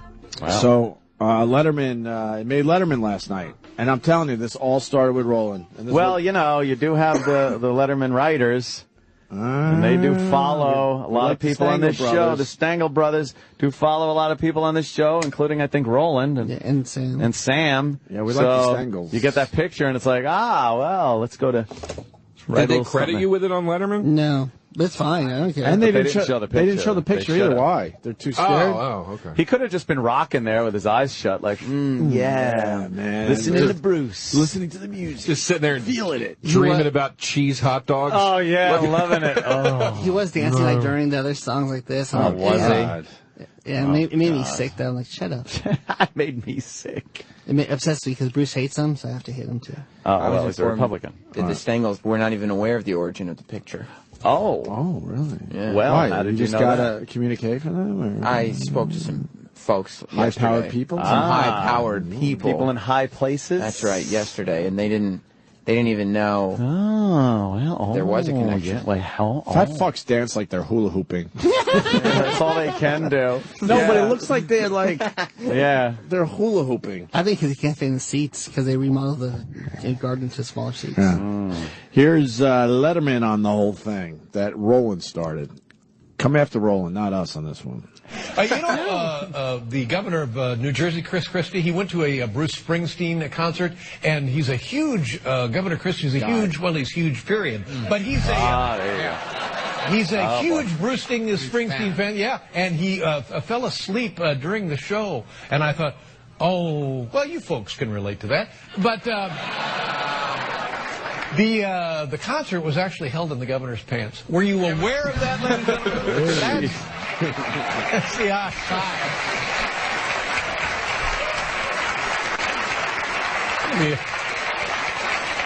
Maybe I buried the lead on that one, because I guess the big news is the concert was held in his pants. Fuck it, Letterman. Still doing it. 65. Just turned. Still has the delivery, man. That's amazing. Sure does, Joe. Yeah. He sure does. Love it. Yeah, he's funny. Oh, you're dropping shit over there. What? You're dropping shit all over the place. What over happened? There. We're in agreement about Letterman. That's what happened. Yeah, I think so. All right, Roland, beat it. Bye-bye. There goes Roland. Thank you so much. Yesterday, Roland cut his underwear off with a pair of scissors in the office. Why'd you do that? Sam just fucking... Why are you calling... Why are you waving Sam off? That sounds weird. Me. What happened? He just dared me. Dared you? Why would you dare him? Well, what happened was Roland... kind of gay. Not as gay showering with a guy, right, Joe? Oh, boy. Hey, I'll do that. You did that. I know. I listen to podcasts. Did we I was going to say, did we talk about that? Yeah. I said that, yeah, Bob, I used to, shower with... He had a hard time getting that out. I'm trying to think of how to say it, but there's no easy way to say it. Yeah, I showered with guys. But first, Sam, why the cutting of the underwear? Well, yesterday Roland was sitting, and he was wearing his Hanes white briefs, tighty whities, as he always does. They were in their last leg of their life. Yeah, well, they definitely were, because they ripped while he was wearing them. A week old. Wow, tough time. So not nice. I know. Will you make a theme song for Roland? When he comes in and go, Roland, Roland, Roland. I think we kind of did it already. I think we made the one with Limp Bizkit. Yeah. Roland, Roland, Roland, Roland. Keep rolling. He's the one that you call. With crappy movie reviews, wears his shirts extra small. The one you can count on the book that gets for a session, but ends every single sentence he says in a question. No pronunciation, soft-spoken and mumbles. Just try and put him behind the mic and he crumbles. Babbling moron, that's for you to decide. Bonadouche, check him out Friday wide. It's rolling, rolling, rolling, rolling. It's rolling, rolling, rolling, rolling. It's rolling, rolling, rolling, rolling. It's rolling, rolling. That's really funny. My idea was dumb. Sorry. It was why the cutting the underwear? Did you explain and I wasn't listening? No, I didn't. Oh, okay. He ripped his underwear. Yeah. And it was hanging on by just the elastic waistband. Yeah. And I told him if he lifts his arms up again, I'm going to cut his underwear. And he said, I'll cut it myself. And I handed him the scissors. I said, no, you won't. And he sat down in a chair, and with 4 cuts while he was wearing his pants still, he cut his underwear off and removed it. Jesus. I had a long week. You had a good week. I know. But A-listers on this show. Yeah, I know. But people praising the Jeff Goldblum. Why did it take 4 cuts? Well, he cut Tuesday first. I'm just thinking that I'm doing the math here. There's snip, snip. I'm not a mathematician. Pull out. Well, he stayed sitting down, right? So he cut the side that he ripped, so he cut his leg hole. And then he cut the other leg hole. That right there, you're open. You'd think. Should be it. He pulled up the front, but it wasn't really coming up, so he literally just cut part of the front off. And then pulled the back out? No. Then he pulled the back, and he had to just cut part of the back out. And he left part in his pants? Then he stood up and stuck his hand down the back of his pants and reached out the part that was still in his undercarriage. Please tell me you saved the underwear. No. Fuck, man, a listener would have loved that. Oh, it would have been eBay material. Oh, right of course, there. yes. I think giving it away in Cleveland. Yeah, in Cleveland, right? Jeez. Going to be in Cleveland. And he walked around with pride, going commando for the rest of the day, Nice. shaking his legs as he walked. That's good. Sam, I got feeling. I got a bid idea for Cleveland. We're going to be there 2 weeks from today at the Hard Rock Cafe. Yeah. Afternoon drive, right? We're doing 4 to 7, I think. 4 to 7. It's going to be fun. I have an idea. Jim Norton admitted on this show that he could tell when a girl is on her period by how she smells. Can we do this in Cleveland? Oh, my God! And not talking about vaginal smell. He's talking about just when she's sweating or just Armpits. there. Armpits. Yeah, he can smell and go, yep, that girl's on her period. We don't even have to ask Jim's Jim. amazing. I know he'll be up for this. So Let's we get get what? it done. We get I don't know, 10 girls, and we mix them up. Some have their periods, the others don't, and then Jimmy tells the audience who's on their The period hardest by part their of that? smell. Let's get 10 girls. True. It's crazy. It's an O&A I didn't appearance. think that Big guys. More girls lately. Sausage fest. More girls lately, Joe. You got a lot of girls listening, it seems like. I look at the Twitter things. Well, we do. Twitter things. I see a lot of broads over there. And So we want to try to get female fans, or do you want to try to we need acquire... bits, right? Yeah, we do. No, you don't have to acquire ahead of time. Like during your pre-game show there, you're going to be on too from 3 to 4 for the Right. audience, getting everyone pumped. Yeah, get some girls. Make sure, girls. You mix them up. If you have your period, you have to come, because it'll be embarrassing. Yeah, we if need girls show on their up periods. and there's nobody Yeah. with their period. Hey, you bleeding bitches. Right. Show up at the fucking... The odds are a few of their twats will be bleeding when we're broadcasting. Joe, you into Bleeding? crime scene sex? No. No? It's disgusting. Yeah. No, I'm not either. You guys are Disgusting. fucking faggots. Well, I didn't say I wouldn't do it. I just said I'm not into it. I had a girl say to me once, she goes, I go, there was a girl I met on the road and we were going to bang. And, she goes, I go, do you have your period? She's like, no. And I'm like, okay. And she's like, well, if I did, what would be the big deal? I'm like, because I don't want your fucking blood on me, because I don't know you, you psycho. Oh. Yeah. Well. No offense if you're listening. Can I haven't had that argument with a lot of people. Oh, jeez. Can I request that my wife turns on the radio for a minute so my young son doesn't hear what I'm about to say? Oh. That's more of a joke. She's cool. When I was in Geneseo, Yeah. I dry humped. When you were where? Geneseo. The hell's Geneseo? I like to brag that I was in college. Oh, Geneseo. It's a SUNY school in Western New York. I thought it was some south of Italian Rochester. bitch he was fucking. I was in Geneseo and she was bleeding. Right. I was working at the in-between, and before my shift, I was making time with a girl in my car, and I was dry humping her. And then I went into her pants, and I thought I was just doing really well because it was nice and moist. Oh, boy. And I What a pig. Oh, until you pull your hand. and I finger popped her. Oh, the finger popped. And it was dark. And I dry humped some more because she wasn't going for much else. But I did get the finger popper. And then I went into the in-between, and they had the lights for the dancing and stuff. Uh-huh. And I had faded jeans on with a massive blood spot on the front of my pants, but I didn't know until I walked in and everyone started laughing. The fluorescent lights made it glow? The fluorescent lights made my fucking... It just what a fucking pig. Joe DeRosa is so her, angry. right? Her, not me. No, her. Thank you. Yeah, it's disgusting. I thought I was doing well, and she did not tell me. I guess I should have. Yeah, well. I guess I should have known in a way, but I don't remember the circumstances. Do it, totally. Jim Norton, you would have smelt it. Yeah, but she didn't tell me, and I thought I was just doing really well. That's I've been there. And then I've been everyone's fucking a girl, and I'm going, this is fucking, and then there's blood. You're like, what the fuck? How did you not know this was about to happen? You fucking pig. I love that, man. Danny had the best line ever. Is fucking a girl on a pier, you pull your dick out, it looks like the top of a Maker's Mark bottle. Jesus. It's disgusting. It's funny as It's fuck. great. It's disgusting. But it's one of the most embarrassing moments for me because the guy, we're all like close, the bartenders and everybody else, and I walk in like a fucking thinking I'm a rock star, and I got these big, huge blood stain on the front of my jeans I didn't know until the lights hit it. That I went very similar when I was in college. I sat next to this girl all semester. She was fucking beautiful. She was so out of my league. And she had a boyfriend. Oh, boy. But she was really nice to me, and she would like kind of flirt with me. And it was one of those things where you're like, is it me or is this going to happen? And she broke up with her boyfriend. I made the move. She went for it. Nice. After class one day, we go back to my apartment. We go right into my bedroom. This is sounding amazing. Yeah, we're fooling around. I'm like, holy shit, I can't believe I did this. She's on top of me. We're grinding. I'm wearing khakis. Oh, no. We're grinding, right? And she's like, shit, I got to go. I got to get to class, whatever it is. We walk out of the apartment. All my buddies that lived in, it was like outdoor balcony. They're all hanging out outside. And I'm like, hey, guys, this is... and my friend... Oh, no. My friend Pat... is it bad to say somebody's full name? I just say his first name. All right, my friend Pat. Safer that way. If you're listening, buddy, because I think he listens. Oh, shit. He knows. You know what I'm talking about. Or you know who you are. My friend Pat, he leans in and he goes, you got something on your pants, dude. Oh, and I was like, what? And I looked down and I got all these spots on the front of my pants. And I go, what the fuck is that?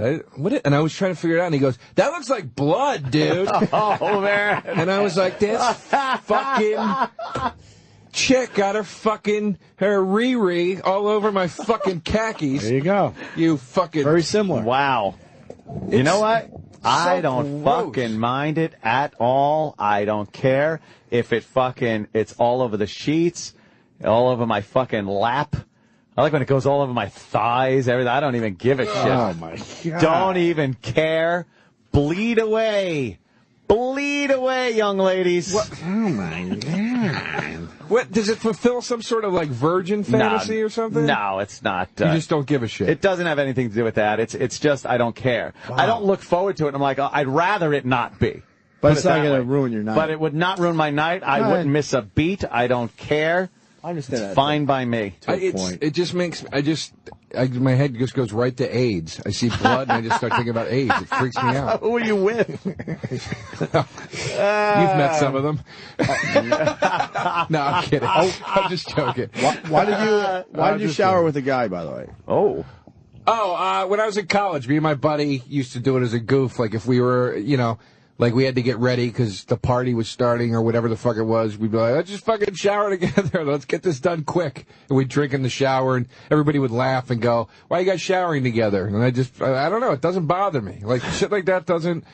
I'm very comfortable with my sexuality. I will get naked in front of guys. Like, I'll grab a guy's dick. I don't care. Like, I just don't give a shit. Very confident with my sexuality. It's gay, but positive I'm gay. Yeah. I love how Joe tells a story like it's completely normal, and everyone should be doing what I do. I'll grab a dick. I'm all man. It's normal. Pop it in my mouth. I'll take one in the ass. I'm all man. Like, I went to college on an all-guys floor. We all goofed around all the time. And oh, boy. But it never at entailed... no point would I've ever showered with a guy. It never entailed showering with another gentleman. Shower with a guy. It's a goof, right? It's a goof. It's a goof, right?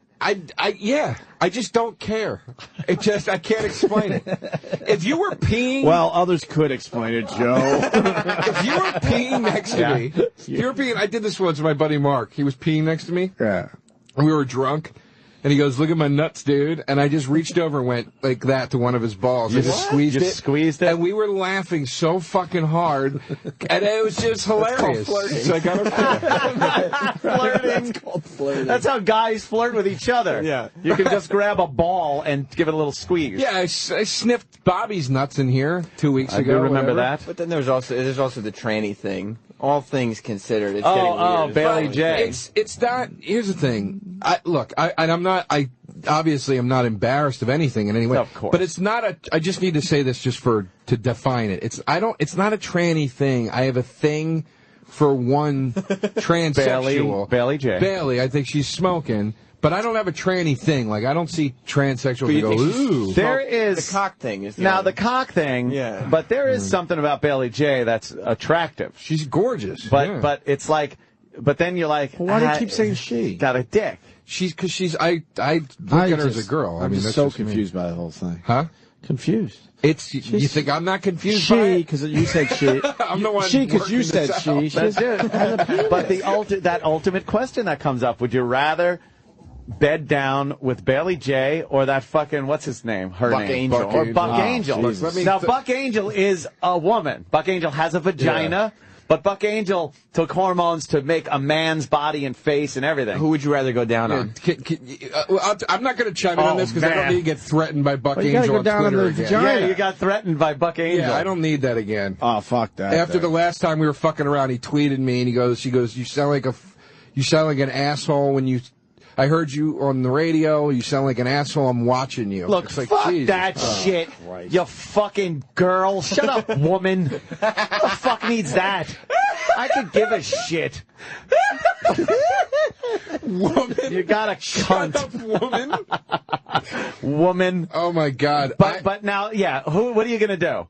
Bend down with that. Buck Angel, tattoos, man chest, but has a vagina. Who do you perform oral sex on? Oh, God. You have to, it's with not, the lights on. It's not fuck in the ass, like fuck Bailey in the ass, or fuck Buck in the vagina. I would blow Bailey over fucking that guy in the vagina. Whoa. I swear to God. Wow. I swear to God. Look, I'm not saying you're entirely wrong there. I'm just saying it's the Kobayashi Maru. It's the fucking the no-win scenario that Kirk had to take. You Opie can't picks win. Buck Angel though. What? Opie picked Buck Angel. I couldn't do it. So, Ant, what's the tiebreaker? No, because it's like fucking. I said a man. you have to go down on the vagina. He's the one with the vagina. All right, then you close your eyes and go. It's a vagina. But it's a man. It's if you blew a hot chick with a dick, it would be like, all right, a hot girl's wearing a strap on. Like you could kind of get into that. No, not really. Beside the pulsing life going through it, and the fucking you could pretend and the hot load of cum that's going to come out of it. Right? Yeah. Wow, that's and rough. all the pre-jizz up until that point. Aside from any of that stuff, but I've seen Bailey like with the jack off videos and stuff, and Bailey makes the girly noises and everything. It's not like if you go down on Buck, you're going to be hearing that's what I mean. that's good. Like it just there's no good answer here. Is what it is. You reach up to grab a tit, and it's just pectoral. It's just fucking hair and No, pecs. we didn't say you had to reach up for anything. No, you we said gotta what do you go fucking down work. on? You So you gotta go down work on the it. vagina. You got to sell it. Oh, Yeah. Put your hand, put your palm on their stomach. he looks Except happy. he's got like he is a happy-looking guy. Man. As far as oral goes, as far as oral on me, I think I would go with Bailey. I'm saying Bailey. Okay. Yeah, me too. Because I don't want the man face on me. Bailey's got a girly face. That's it. Now, as far as oral on either one of them, You have to. Wait, oral on either one of who? Like, who would you perform oral on, the vagina or the penis? Now, you've already said that the penis. I thought that's what you were just saying. No, I was saying as far as them giving me a blowjob, I would go with Bailey, even though... Of course, that's a no-brainer. It's not a you no-brainer. You don't want to feel a goatee on your balls, Ian? Look. Of course you go with Bailey. It's not a no-brainer. There are a lot of guys that would not get a blowjob from what amounts to a person with a penis. I get that, but what I'm saying is if you had to pick between two people, whether you're for it or against it, obviously you're going to pick the girl. Not obviously. Technically, it is a girl. That Buck Angel is a woman. But it wouldn't... Nothing in your head... Well, nothing in your head would let you say she's a woman, is my point. Right. It's a guy, dude. It's a guy. She's a guy. It's the weirdest. If she came up to me, if she came up to me and was like, if like I ran into her and she was like, "Motherfucker," remember me? I'd be fucking I'd be scared. Right. It's a fucking dude. Can't even kick him in the nuts either. That's all pussy down there. So you got to pick which one you perform oral sex on. I don't want to give a blowjob. Or but I don't want to suck a dick. You go vagina. You go vagina. You go vagina. As a heterosexual guy, that's the safe answer. I know that. But it's very conflicting. And you put your hands behind your back. No, he's got so you don't touch pecs by accident. He's got to get as off. you're licking the vagina. He's got to get off. Who? Whoever you're performing on, you have to do it to completion. Man. And dare I say it? I say it? And I might be really wrong. Oh, boy. But, I mean, it's... Think before you speak, please. I would only assume that after you've gone through this transition, the vagina is not going to taste like a regular vagina. Oh, you're thinking it's kind of a manly thing? You're so afraid of Buck Angel, you're scared to say anything. It's probably like... You're afraid of a girl. It's probably like licking an apricot at that point. A dried apricot? Yeah, just cut in half. When he threatened, I have a bit about this, so I'm just quoting it, but I'm not trying to slip material in. But this is true. We like when you slip material in. It's fine. If it works, it works. Who gives a fuck? Hey! When I got that tweet from him, I got all freaked out, and I called, but Bailey J knows him, so I called her, and I was like, fuck Angel.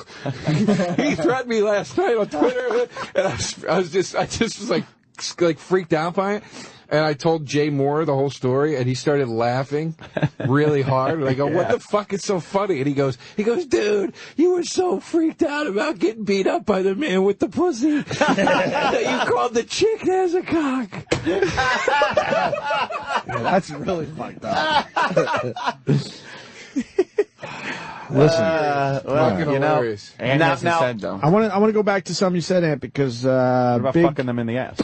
Big Doug Brown on the Twitter. Yeah. And this is a good point. I wish we thought of this when we were talking about it. Ant could screw a girl with her throat cut, meaning a lot of blood all over the fucking place. Girl in her period. Well, that's how he put it. Oh, okay. But don't let her have a booger hanging. Boogers are gross.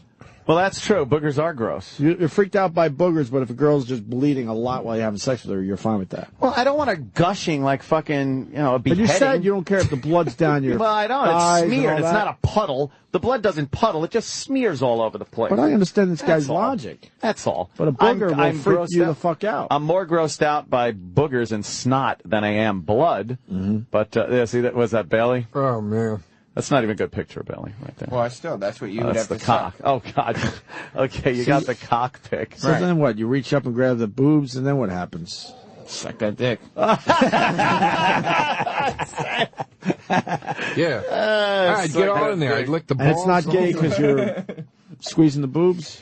Maybe it's a little gay. You know how fucked up... know, to be honest with you. I got to be honest with you. Yeah. Do you know how fucked up you'd be after you did that and Bailey comes in your fucking mouth? and you would be like, oh, God, maybe, I don't know if that was cool. I didn't say I wanted her to come in my mouth. And you got to swallow. Bailey has to. And you got to swallow. Well, you would just give Bailey a blowjob and be like, hope you liked it. You're a guy. You know what that's like. Bailey's got to come. I've never had a problem with a girl that doesn't swallow. No, not swallow, I know. But or in the mouth. I've never had a problem with that. Bailey's got to come. So where would you let Bailey come? Your face? On my tits? On your tits? Oh, my God. This is just some fucking abstract. I have no idea who's man, who's woman. Oh, you know what? We should play the video of the cop getting caught jerking off in his car. Hey. It's a big one tie-in. It is a tie-in. It was on his dash cam? I think so. I'll be completely honest. I heard about this. I have not seen it yet. But everyone's tweeting about it and talking about it. And also, we got to take a quick break before Ricky Gervais. So, not to interrupt the flow, but we got to do our shit. Mm-hmm. Is this the video? I'm trying to find the right one. Oh, boy. He's trying to find the right one. Remember, it's Sam. This is going to be a big problem. Everything's been fine so far today. Well, you got to put cop caught jerking off, right? Yeah, or else then it's just like, this cop was a real jerk off, trying to give me a fucking ticket. And well, we got the audio. Where did they grab the audio from? Someone else know? Or I don't know. No, caught. Sam, put caught in. Sam. Cop caught. Yeah. Oh, Sam. Oh boy, cop. Oh, caught. Oh. You are the worst. There it is. I got it. No, it's not. Yes, it is. This isn't the video. While on the job. Is it? Where's the video? Yeah, where's the video? Where's the video? You suck, Sam. Holy shit. Sam. I got the audio over here. Great. He was hired to protect and serve the citizens of Santa Fe. All right, but he was serving his penis. Santa Fe News. It's a whole news story. You got it. Here we go. To surface against a former. They're not going to show him jerking off. Suspected of masturbating in a squad car. Tonight, we got our hands on yet another police report accusing former Sergeant Mike Eiskamp of harassing a woman.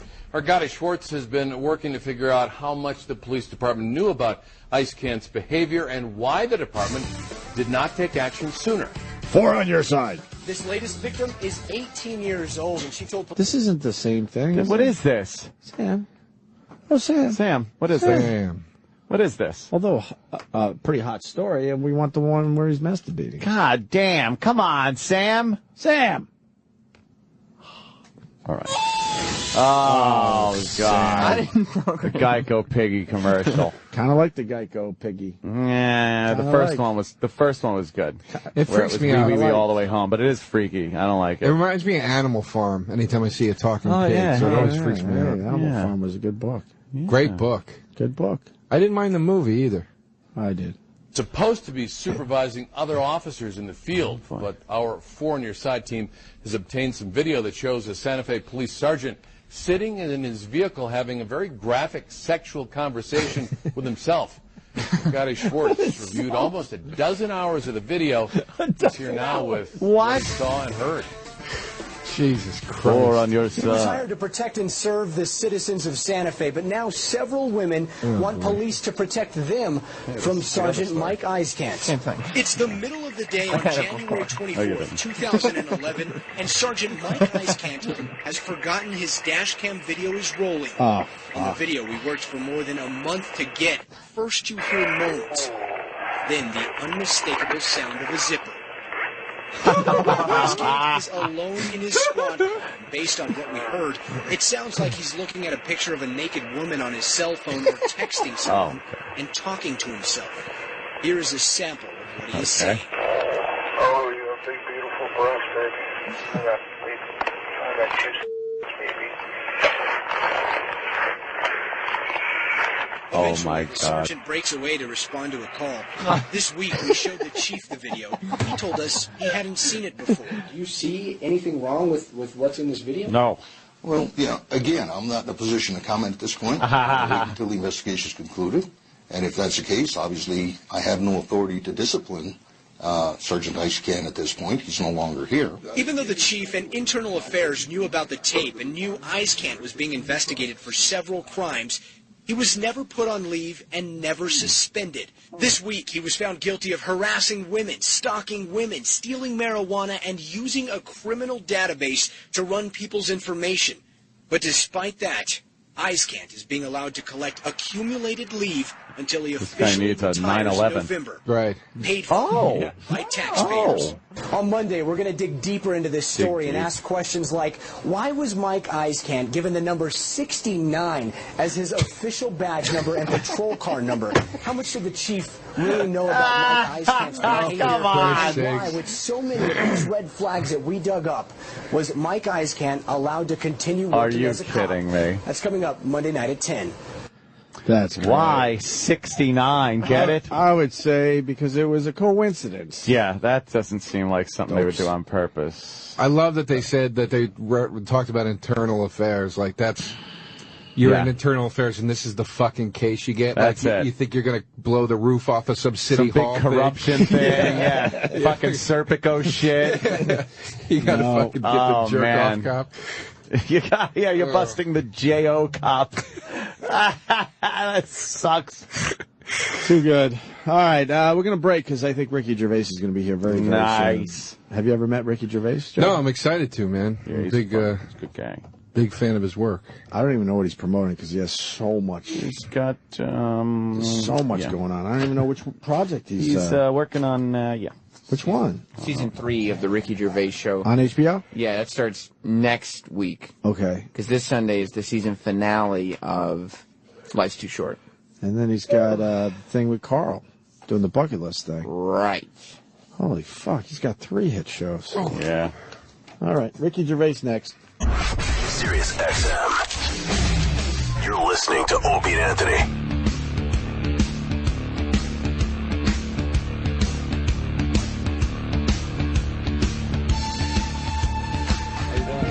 Perfect timing. Suddenly CNN now.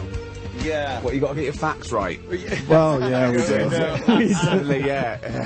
we got them all represented. We got MSNBC, CNN, Fox. Yes, we're not biased here. No, we're fair and balanced. We're fair and balanced across the board. And we lean forward and we do all those things that all the networks we actually goof on all of them. Yeah, I don't see how any of them are very accurate. No. Especially with all the news happening today. You're great on the Twitter, I got to say. I follow you on Twitter, and very good, very open and honest, and not afraid of a little controversy with the religious zealots out there. Yeah, I do get into some arguments with the odd fundamentalist, you know. They say the Earth's 5,000 years old. I say it's 4.6 billion. It's a difference of opinion. You know, who knows? Yeah. Who knows? Well, scientists do. Carbon dating pretty much tells us, but yeah, you know. You can have your own opinions, but you can't have your own facts. It's very hard to argue with anybody because you're not changing anyone's opinion. There's no point. And the other thing is there's so many spoofs of fundamentalism like that, which you literally cannot tell the difference. Right. There's nothing you could make up more ridiculous than what these people believe. I mean, their whole aspect is I think clouded by episodes of the Flintstones. That's where they got a lot of their where dinosaurs and humans were together, and we use big pelicans as garbage disposal and things like that. Okay. So, yeah, and I also get things on Twitter like, "Oh, you're just doing self-promotion." I go, "Yeah." No, I want to be your friend. Here's my address. Come round. You fucking maniac. People have gotten they kind of lose touch in what this all really is. Because they call it following and friends and things like that. It really isn't a friendship. No, it's, well, it's sort of a friendship you have with a film star when you're in jail for life. It's that one when you write them saying, right, are we married yet? No, we're not. No, we're not married yet. No. We had spoken a lot of times about how in the past it used to be very difficult to communicate with a celebrity that you liked. You take Clark Gable, you'd have to write a letter, know the address to send it to, write it literally with your hand, send it off. It would maybe get to a publicist if you were lucky, or the company he was signed under, the contract, MGM or something. You never got to actually speak with that person. But that's true of everything now. Now you don't have to write a letter. Now you can just sort of shout it from the streets. So, or your toilet wall gets read by millions of people. Everyone's got an opinion, and things blow up really quickly. So controversy that isn't controversy is now 10 times the controversy it would have been. In an open letter that someone might have read or not. And now it's pretty scary, really. The restrictions, particularly in comedy, particularly with people like us. People don't see it as comedy a lot of times too. They take you very literally in what you're writing, not understanding the context and that you're a comic. Of course. And all of a sudden, another. We're in the decade of the apology, so another apology is necessary for something that you never meant to be bad. Yeah, it's absolutely ridiculous. It makes me angry, and it's got worse over the last couple of years because people think just because they're offended, they're right. That's by definition. They think, well, I don't like it, so it must be. So no one else should like it. Some people are offended by homosexuality. Some people are offended by mixed marriage. What are we meant to do? Just ban them because one person somewhere has got. That's their problem. That's too logical. Infuriating. But that's too logical, Ricky. You're too logical. That makes too much sense. Well, that's the thing about offence as well, though, because it's nothing to do with right and wrong. It's to do with feelings, and feelings are personal. You have the right to be offended in America. People forget that. You say it all the time. You have the right to be offended, but I have the right. But they don't understand that. You don't have the right never to be offended. But they think if I'm offended, then no one should be able to watch that show, listen to that radio show. The Educational Board of New York. 50 words they suggest should be banned from exam papers. One of which was dinosaur. Yeah. Yes. Because it might offend someone. It might offend. Dinosaurs existed. They did. They really did. Yes. We know that much. And you could argue when they existed.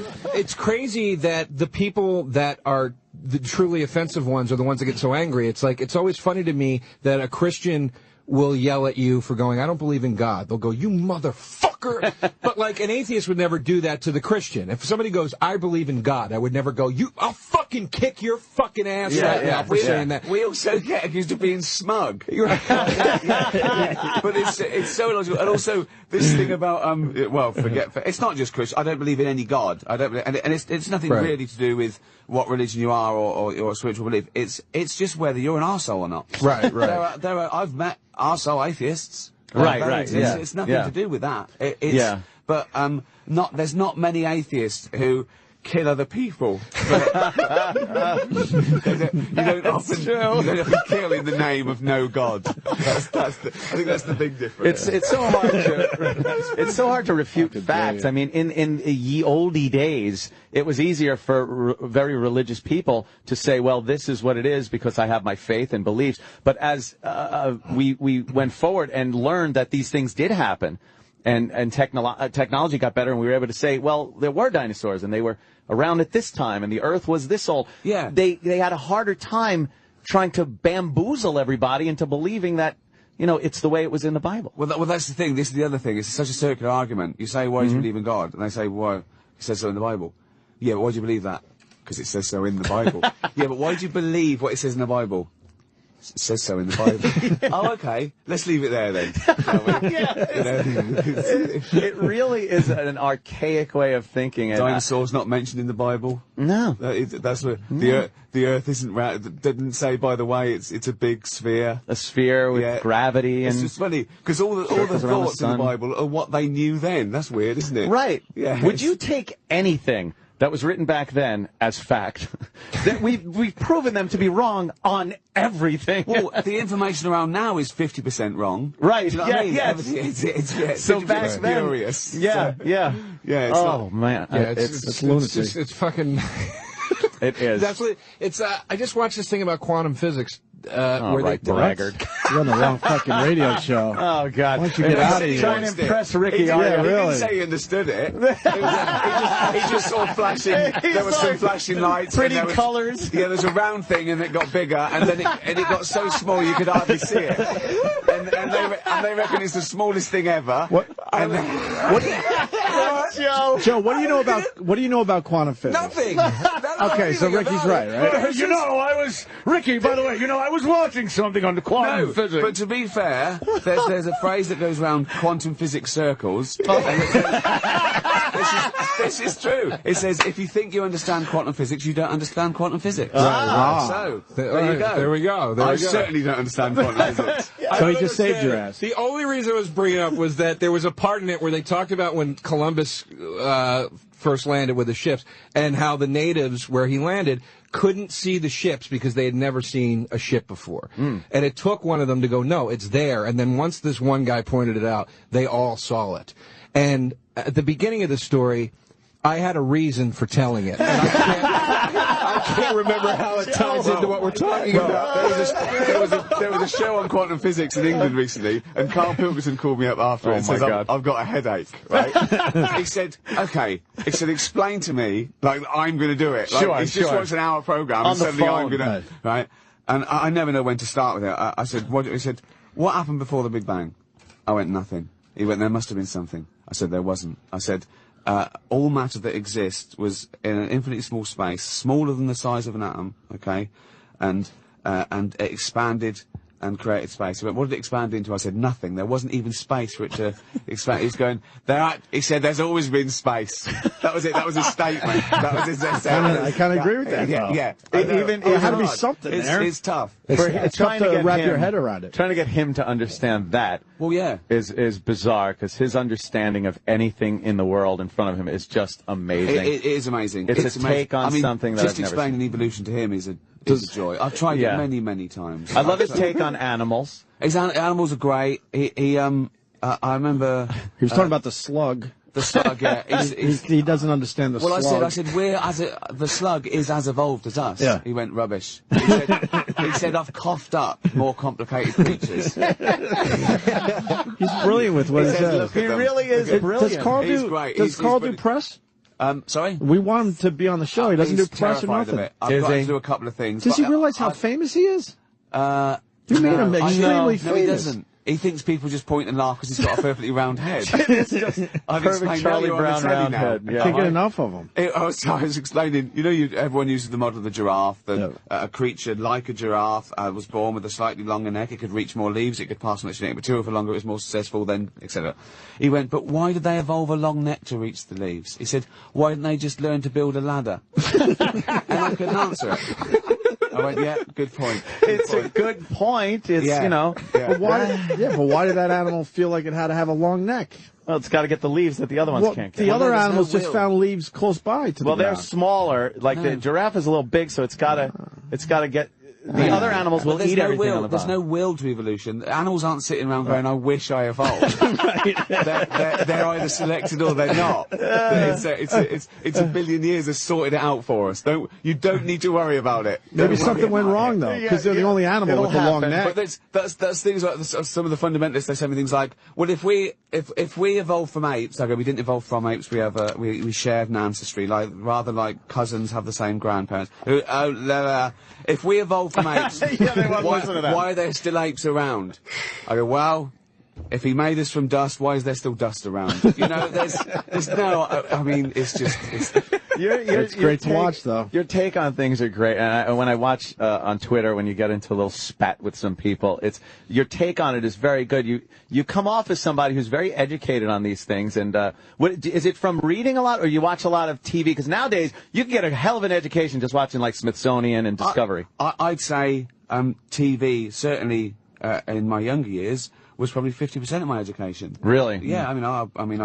I could read early, and that's sort of a lost art to me now. As soon as I finished college, I thought I'd never have to read again. But Not even that it's a pleasure in any way, shape, or form. No, I watched. My world was TV. Sitting down at the TV, and I watched nature programs and science programs and those sort of things, and trash TV as well, which I still do. Yeah, it's a good balance, and then you find you're pretty well informed on a lot of things. I think TV's great, and particularly things like in England we have BBC, which is government funded, which means they can make shows that no one watch that are brilliant, and that's what's great about it. They've got BBC4, which is arts and science and everything, and I might be the only one watching it that night, but do you know what I mean? I don't want to take it away from me. Right, don't take it away. It doesn't, just not all about ratings, it's not all about dumbing down, it's not all about seeing another pop star. We don't need, Yes. I applaud things like that. Well, you're very well, you've already stated, very well educated, but it's like, that's what I like about your stand-up so much, too, is that you do these bits and you translate it to a very common audience. You know what I mean? You could watch your special and you go into all these places with very high concept stuff, but it never feels like he's talking down to me or he's making me feel left out that I don't know this. Well, I think you have to take big, broad brushstrokes with anything. If anything, you're dealing with anything slightly academic, it's no good explaining something and then hoping you'll get a joke out of it. It's got to be quite broad, and I think it's important that you at least know the truth in any field of comedy, even if you're doing something political or moral or scientific. I think you have to know the truth before you can start screwing with it. Do you know what I mean? Yeah. We used to have this guy in England called Les Dawson who used to play the piano, and he used to put in bum notes. But you had to know the tune to know and it was so funny. Oh, wow, to know if it was wrong, right. Exactly, yeah. So it was just, I think it's rather like that. So every time he plays a bad note, that he did it was sort of quite smugly, thinking that you knew it was bad, just slightly off. It would just make you laugh, because you knew it was wrong. Great. And that's what comedy is, isn't it? It's the surprise. It's sort of, you know where they've gone wrong. You know where the comedian's gone wrong. Right. So I prefer that to comedy where you're outwitting the world. People are swaggering, going out saying why they're the...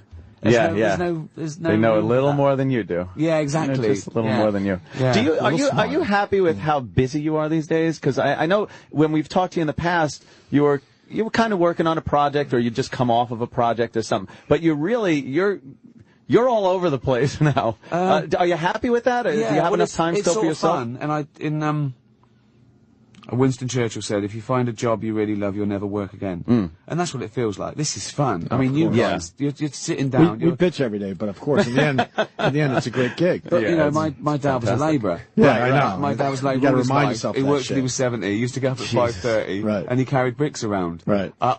We mustn't complain. I know. Exactly. You really are We're right. not allowed. I remember working before radio. I worked in construction. Jobs. I did construction. It sucked. It was not fun. Yeah. I mean, some of the guys on the job were fun. It was, things like that. We joked around, but the bottom line was houses had to be built. Yeah, exactly. Yeah, exactly. Coming in here, it's like, all right, it's early in the morning. Tell me what houses you built so I don't buy them. Don't. Believe me, I have a nightmare. I used to put in air conditioning and heating in central air in office buildings and homes. And I used to take these powder-actuated fasteners. It's a bullet that loads into a gun where nails then stick into cement. And I would put these hangers up for these giant air conditioning units that would be hanging above hung ceilings like this in offices. And I wasn't sure if the nail really caught well. I'm still waiting for one of these to crush somebody. That's just and for me, 20 years later, to get sued because they have some paperwork I signed where I was the guy that hung this, and someone got crushed. I swear, I still think about it because I really wasn't everyone good. listening now in offices is just looking up. Look up right now. There's a lot of machinery that a drunk put in at some point. God. It's unbelievable. It's like, dude, people get mad. Like, I'll get mad when the train's late and be like, what the fuck? And then, but when I step back and think of all the morons that are running all these systems, I'm like, it's a miracle the fucking train comes that at it even all. runs. Yeah. That it comes at all, because they put people like me and you in jobs like that, and you're just like, well, whatever. But I like it as well when a train's delayed and it says, sorry, we're delayed, a person threw themselves and died on the track. And people still go, oh, just scrape it. Oh, come on. Very self-concerned we are. I'm going to be late. How long is this going to take? I saw this Fox Pop in England. It was about how they're going to have to slow the trains down for safety. There's been a few crashes, and they're going to slow them down. And of course, they asked the man on the street. Why do they ask the man on the street now? I don't care about the man on the street. That's who's in charge, right? And so they went out and they were saying, well, it's terrible because it only takes me an hour and a half to go to work, and that's like 2 hours, and that's 4 hours. Yeah, it's awful. Yeah. And one bloke said, well, it's better to arrive late than dead. Who arrives dead? Where's this guy that's sitting at his desk? And they're going, Bob's in early. I'm in early, but I'm dead. And they go, oh, no, it's much better to arrive. I'd rather be a bit late, Bob, than dead, because you're no good to me now. Man on the street. Don't ask the man on the street. They are good. Oh, my God. We have a guy who's very mad because he says atheists have killed a ton of people. What? Oh, is this the Hitler was an atheist? Oh, God. Okay, one Hitler was an atheist. Well, that's one. Let's find out. Okay. Ben in Virginia. Ben. Oh, I've got my headphones on. Oh. Go ahead, Ben, real fast. Yeah, Ricky, man, atheists have killed more people than believers. Think about the Soviet Union. Yeah. Stalin. No, my point is, my point is they didn't kill anyone because they were atheists. Religion. Right. That's the difference. There are killers who are atheists and killers who are not atheists. There are killers of all religions and killers of no religion, okay? But the people who are atheists very rarely kill someone because there's no God. And this is what makes me laugh when people think that you can't be a moralistic person without God because there's no guidance of good, right? Which was mad. So I say, are you telling me that if suddenly someone said there is no God, you'd suddenly start going out and raping and killing because you could? Right. I don't believe in God, and I'm a good person because it's the way I'd want to be treated, and it's the society I'd like to live in. And a secular belief based on intelligence and logic and consensus is so much better than an old ghost said it once. Fair enough, but those atheists out there are oftentimes as belittling as the Christians are. Bill Muller's.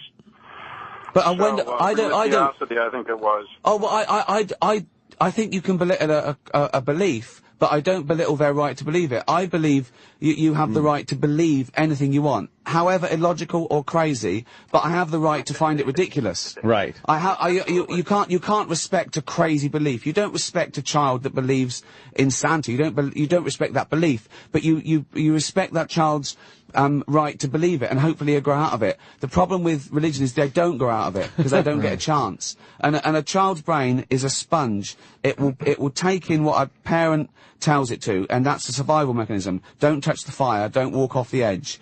Don't be bad, or you'll burn in hell. That to me is child abuse, and I just think it's okay to have religion and spirituality, but I think it has to be their choice. That's all I'm saying.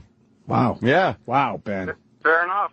Thank you, Ben. Fair enough. Hey, Ricky, why do you think you have such a huge fan base thinking how you do as far as religion goes? Because that topic, as you can see, pisses off a lot of people.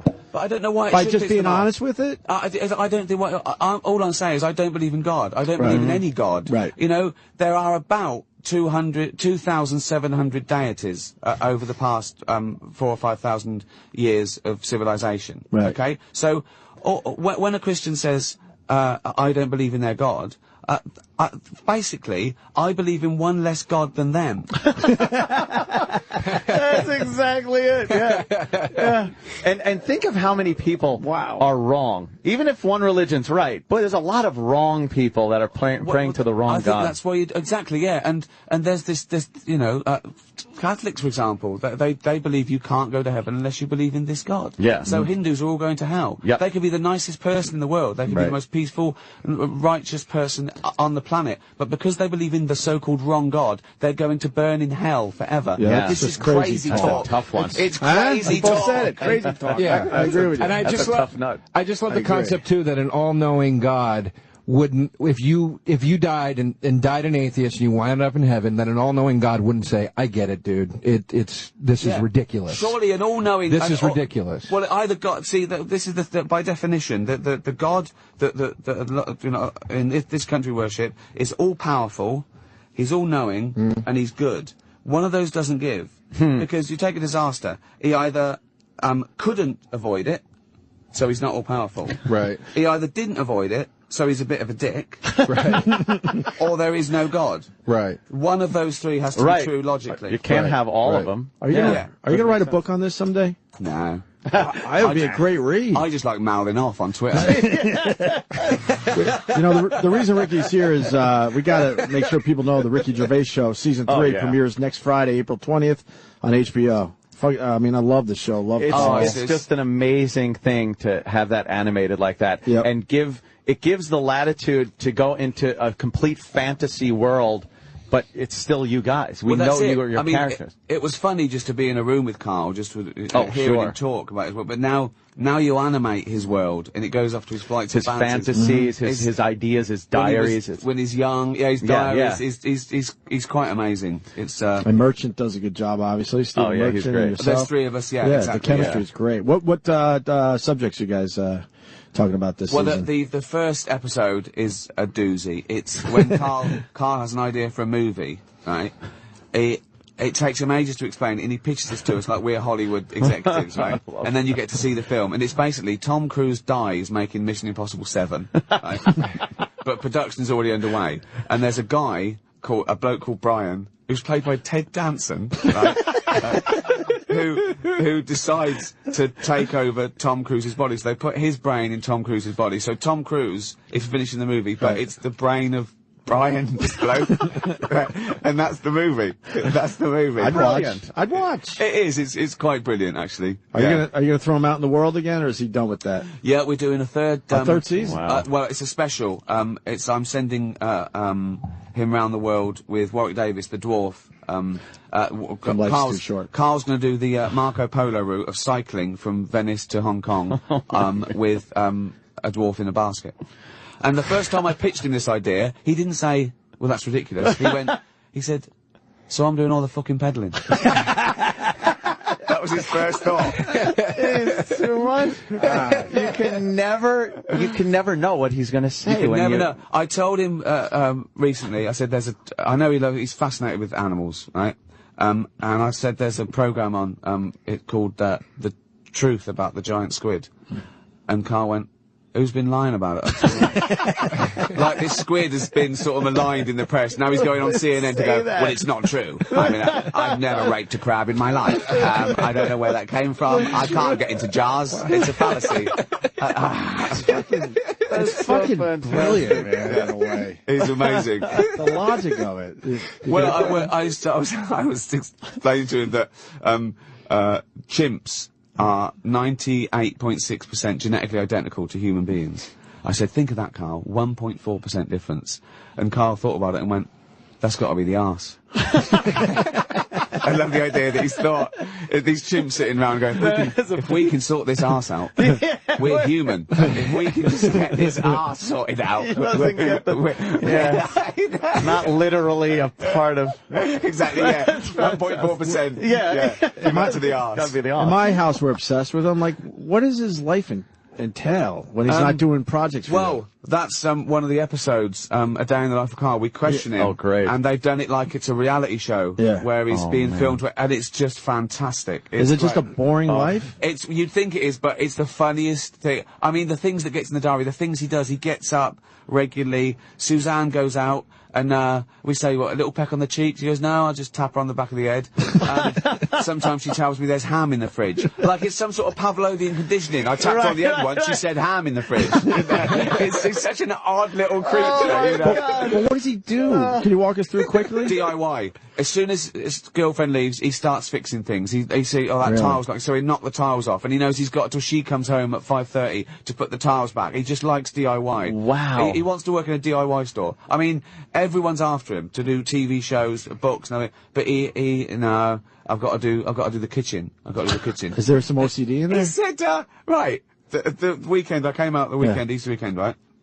And he was furious. He had to do some emergency work because he's selling his house, okay? So he needed a carpenter, right? And he said, I couldn't get anyone. No one wanted to come out, right? None of them were available. I went, well, yeah, I said, but it's Good Friday. He went, well, how the fuck did Jesus ever get crucified? Holy shit!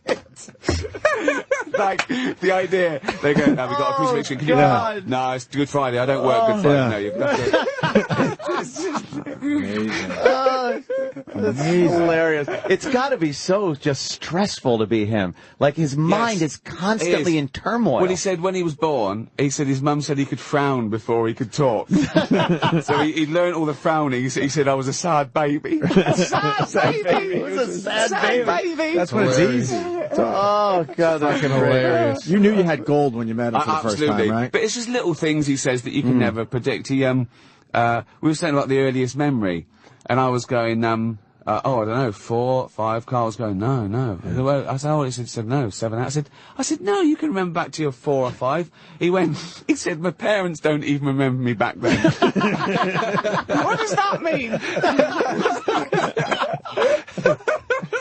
We were talking about doppelgangers once, about the exact script. Look at that.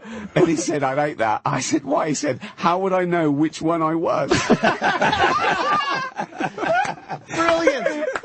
Absolute genius. God. No one thinks that. We thought it was too good to be true, like he was a, comedian or an actor first. No, I totally believe it. Then you realize. But at first it was like, this is too good. He's like it 24/7. And I phone him every day just to find out what he's doing, just to get his slant on life. We're jealous because, we're doing what we do. We find some quirky people. He'd be amazing. But you found the king of all of them. I think so. I feel like, honestly, sometimes I feel like, Anthony Hopkins and the Elephant Man, just taking him round. Right. So, well, that's his favourite film. Right, we're watching that. Oh, my God. You know the bit in the Elephant Man where he takes his clothes off behind the screen, and Anthony Hopkins is presenting it to all these physicians. Goes, look at the deformation of the skull, the spine, and ironically, the genitals are untouched. They are normal. Carl went, think of that. The one thing you would want like an elephant, and he gets the head.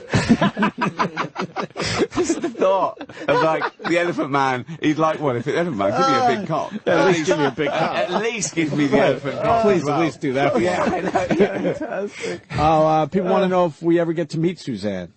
Yeah, a lot of Idiot Abroad fans checking in. Well, yeah, she does exist. It's not like Columbo. Right. But that's what we've done on the animation as well, just so you never see her. But no, she's very nice and normal, and sometimes when he's talking, me and my girlfriend go to dinner with them, and here come up one of these things, and you just see her looking at him so affectionately. You know what I mean? Sort of so proud of him. That's kind of sweet. It really is. It's really sweet. Yeah. Did you make a concerted effort to get yourself in shape? Because you aren't a slob or anything, but you were. We forget. You were a little heftier, let's say. Now. And now, I mean, I've seen pictures of you. Well, that's it. Yeah. I've seen pictures of you from magazines and He whatnot. drastically changed his look. He looked. That was 11. And he's kept it up. Anthony going. I mean, you weren't a slob or anything. I wasn't just a slob. sounded so Long Island. It was hilarious. No, I wasn't a slob. I ate and drank too much and didn't do enough exercise. That's how you get fat. It's simple science. You get fat if you take in more calories than you burn off. I've always known that. I knew it when I was fat. I knew why I was fat. No one ever gets fat behind their own back. No one ever starts eating and goes, what happened? Yeah, if you go up to a guy and he's surrounded by pies, and you say, Frank, you know what's making you fat? He doesn't say, Is it all the jogging? He knows. So, you know why you're doing it. And I just up the exercise. Was there a reason? Did you have to say, oh, this is why I'm eating more than I should and not exercising? Christmas, I was 48, I had 11 sausages and I was in a sweat and I was saying to Jane, I'm going to have a heart attack. Oh, Jesus. And I thought, right, that's it.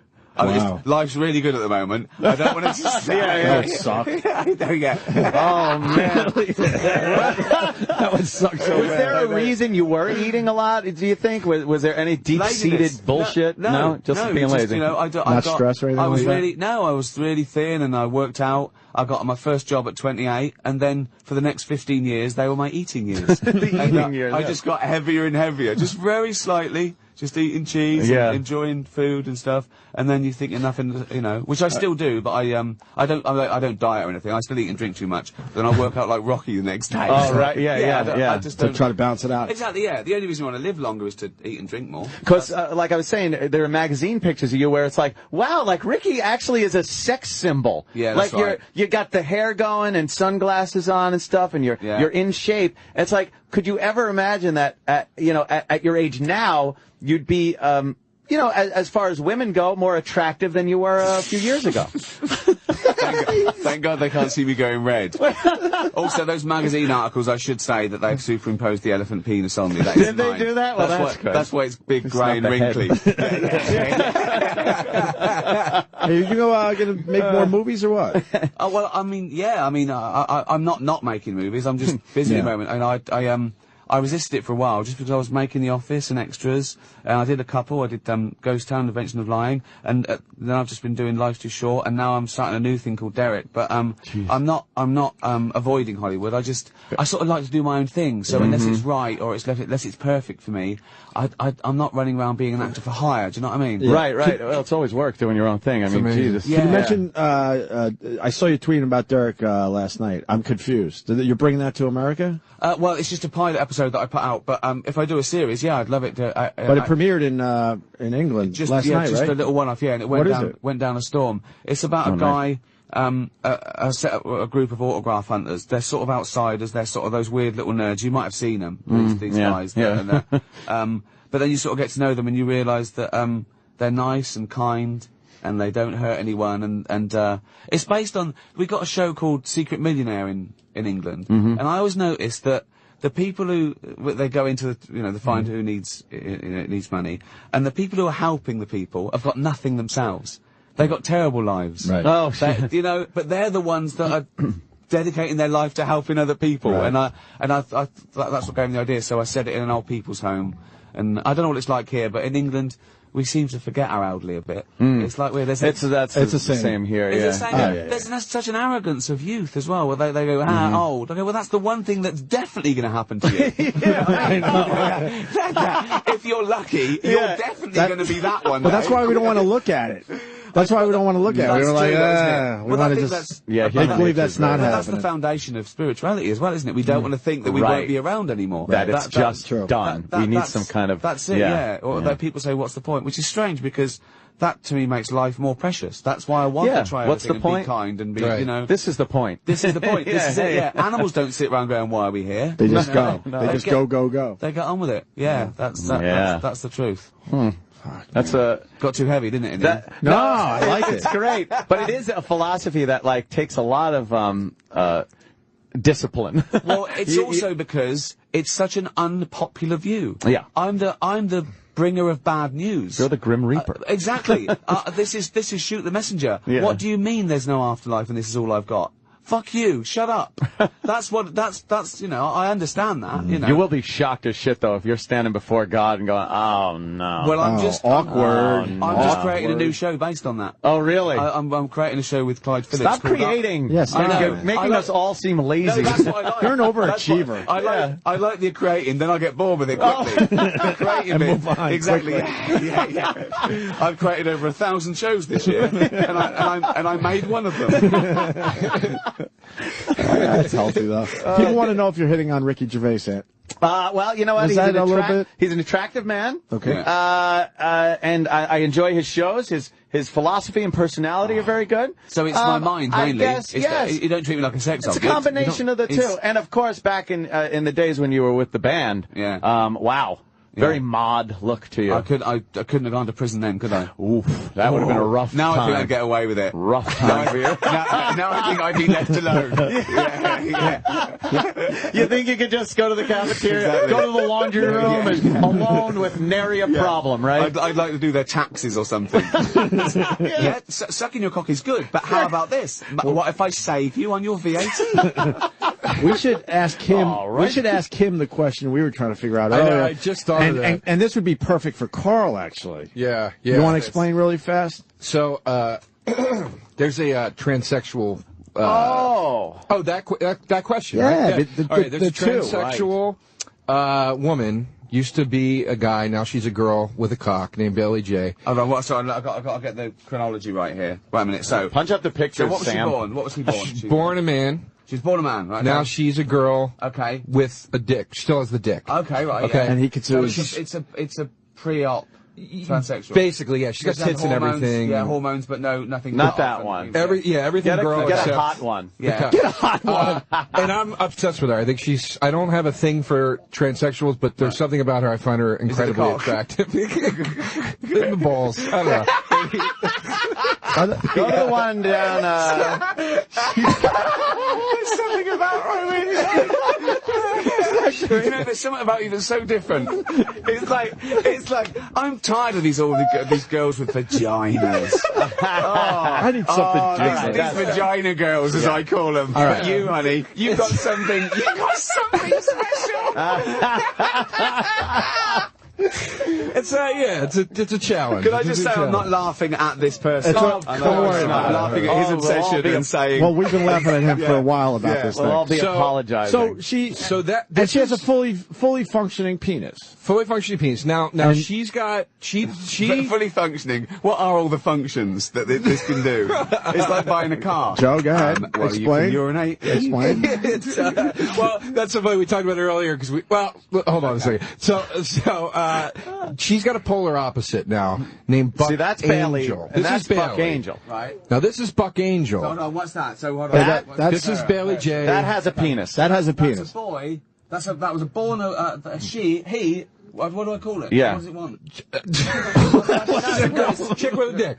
She's a chick with a dick. She doesn't want to be called chick with a dick. Just she. I think she does. I think she likes she. What's her name? Bailey. Bailey. So that's Bailey. a girl. So she's saying I'm a woman now. Yes. Okay, but I've got a dick. But has a penis and testicle. That works. To each their own. Yes. Okay. Yes. This is their own. Or did she?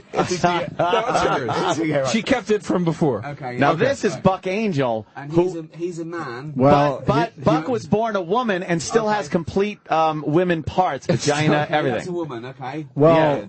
And tattoos. Right, okay, but he still has his vagina. Yeah. Okay. She was born she was a model even. Do you have a vagina picture of Buck Angel? I know. It's all right. You don't need to.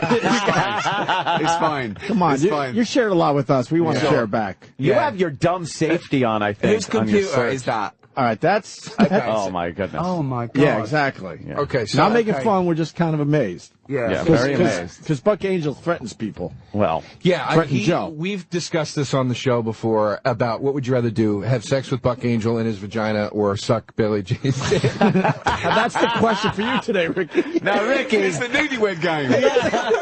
So this is the question. Let's bring back the newlywed game, but with questions like this. This is the question. How long have you been married? Oh, we've been married 1 year. Okay, well, this is the first question. It's very... Asked your wife. Look, your husband said... Look, we understand it's not easy. He definitely suck a dick. He definitely suck a dick. The funniest part, when we first did this discussion, Jim Florentine was here, and he goes, come on, what would you rather do? And he goes, I go, I guess I'd suck her dick, but I go, I couldn't swallow. And he goes, Florentine Ricky's goes, too big of a star for this. I think he might be too big of a star. Hold on. So it's a girl who's pretending to be a man. Yeah. Yeah. So it's a man. It's a man. That's a man, but woman. So woman would you man. rather? I don't know. I don't know. I know I'm taking it more seriously than you should. No, we all took it very seriously. No, we like the serious angle of this. It's very confusing. I was saying it is absolutely the Kobayashi Maru. See, hold on. From Star Trek. Is it the... is it the event that's terror or the rest of your life? That's the other thing. Yeah, because you do then have to live. I have my answer. I have my answer. I would, and this is when I got threatened with, when I said this about Buck Angel. All right, this is when I got be careful. The threatening tweet. Right. I said I could not get an erection for this man with the vagina. No, you're going down on the person. Yeah, no, Jesus. no, I'm going girl cock all the fucking way. I go guy. Sorry that I felt the need to go like this as I said it too. I said I go guy with the vagina. Close your eyes. Oh, there you Close go. your eyes. Thinking that. But you're gonna feel male thighs around your head. Oh, that's it. Oh, really? All right, there's what you're talking. It is a woman. All right, wait. All right, there's what you're talking about. That's what Joe's talking Now, about. Joe, you would do that. Come on. That's not only a dick, that's the biggest dick in the world. That's just ridiculous. That's just rubbing salt in the wound. That's not... oh, God. There's your choice. There's your choices, Rick. Come on, Ricky. A, B. Come on. Terrible. Yeah, A or B, Ricky. A or B. Oh, that is awful when honestly, you put it like that. No. Would you like us to take a picture of this? Because know what I would really It's a want? no-win scenario. I want Carl to answer this question. Oh, man. Yeah. This is the ultimate question for Carl, I think. Okay. Do you mind if I don't take a picture? Yeah. I'll just describe it to him. Because I'll tell you now, I will never forget that as long as I live. Yeah. But Joe DeRosa, you're totally fine with that. Joe goes with B, I go with A. I'm going B. And what are you going? Man, A or B? I'm going without an answer. You have to answer. Taking the smart You route. have to You are answer. going to choke on that. Yeah, you're really going to have a hard time. You have to answer it. Well, When you're eye to eye with that thing, Joe, you'd back out. I think if you really pretended, it would just be like she was wearing a strap on. I love the fact this started off with me being an intellectual and talking about quantum physics. That's the beauty of the You can show. ask the same questions to Stephen fucking Hawking when he's in. That's where the question came from. It came from that physics documentary that I watched. Unbelievable. I would suck the dick. My universe is expanding. Good. Holy shit. That's terrible. Another highbrow conversation. Exactly. Exactly. Exactly. I hope he didn't push it too far with Every day you. is the end of my career, but usually it's my own fault. We really brushed right up against it. I hope we didn't. And if you're Joe, you put it in Go your too mouth. far with you. It's Ricky I'm sure Gervais I need on to go and lie Twitter. down. Yeah. Ricky Gervais on Twitter, obviously a great one to follow. Yes. And he does balance it out with the plugs and the Please. and the good tweets. He's a great follow. Yeah, we talk about how some guys just all they do is plug, and those suck after a while. That's what Like Joe Louis used to do. CK. Like Louis fucking C.K., a friend of ours. Yeah. You're right. Are you going to be a joke every once in a while? Are you going to be on Louis' show at all? I've done it a couple of times. Yeah, I know. I've seen the ones you've been on. No, I love that character, Dr. Ben. It was great fun, and it was. I like the way Louis films. He films like me. 9 to 3. That's what, he does it because he has to drop his kids off and pick them up. I do it because I just, I've got things to that do. much time. Right? You're a busy man. Yeah. That doctor character is fantastic. Just with It was the lying. really great fun. Yeah. All right, listen, Ricky Gervais. God, we love that you still do our show, man. Yes, we really thanks. appreciate It's that. great fun. The Ricky Gervais show, I've still season got 3. just before I try to interrupt you, and you're no plugging worries. my show, but I've still got the phrase, it's girl cock all the way. I mean, that's pretty much the T-shirt that I want to see around the world. It's girl cock all the way. You can have the copyright. Yeah. It's girl cock all the way. Yeah. A new album. Please ask that question to Carl for us. Jay Leno. Welcome to Girl Cock All the Way. That's fantastic. Sorry. No worries, man. The Ricky Gervais show season 3 premieres next Friday, April 20th on HBO. Thank you, it was a guys. pleasure again, Great, man. That was great fun. Yeah. Thanks for coming in. I guess we're done, I think too. we're done. Let's wash my eyes out. Yeah. Should do that. Joe, you got anything? Joe DeRosa? Joe DeRosa Comedy on Twitter. CDs on iTunes, please. All right. Cool. See you Monday. Thanks, Have a great man. weekend. Ricky Gervais, everyone.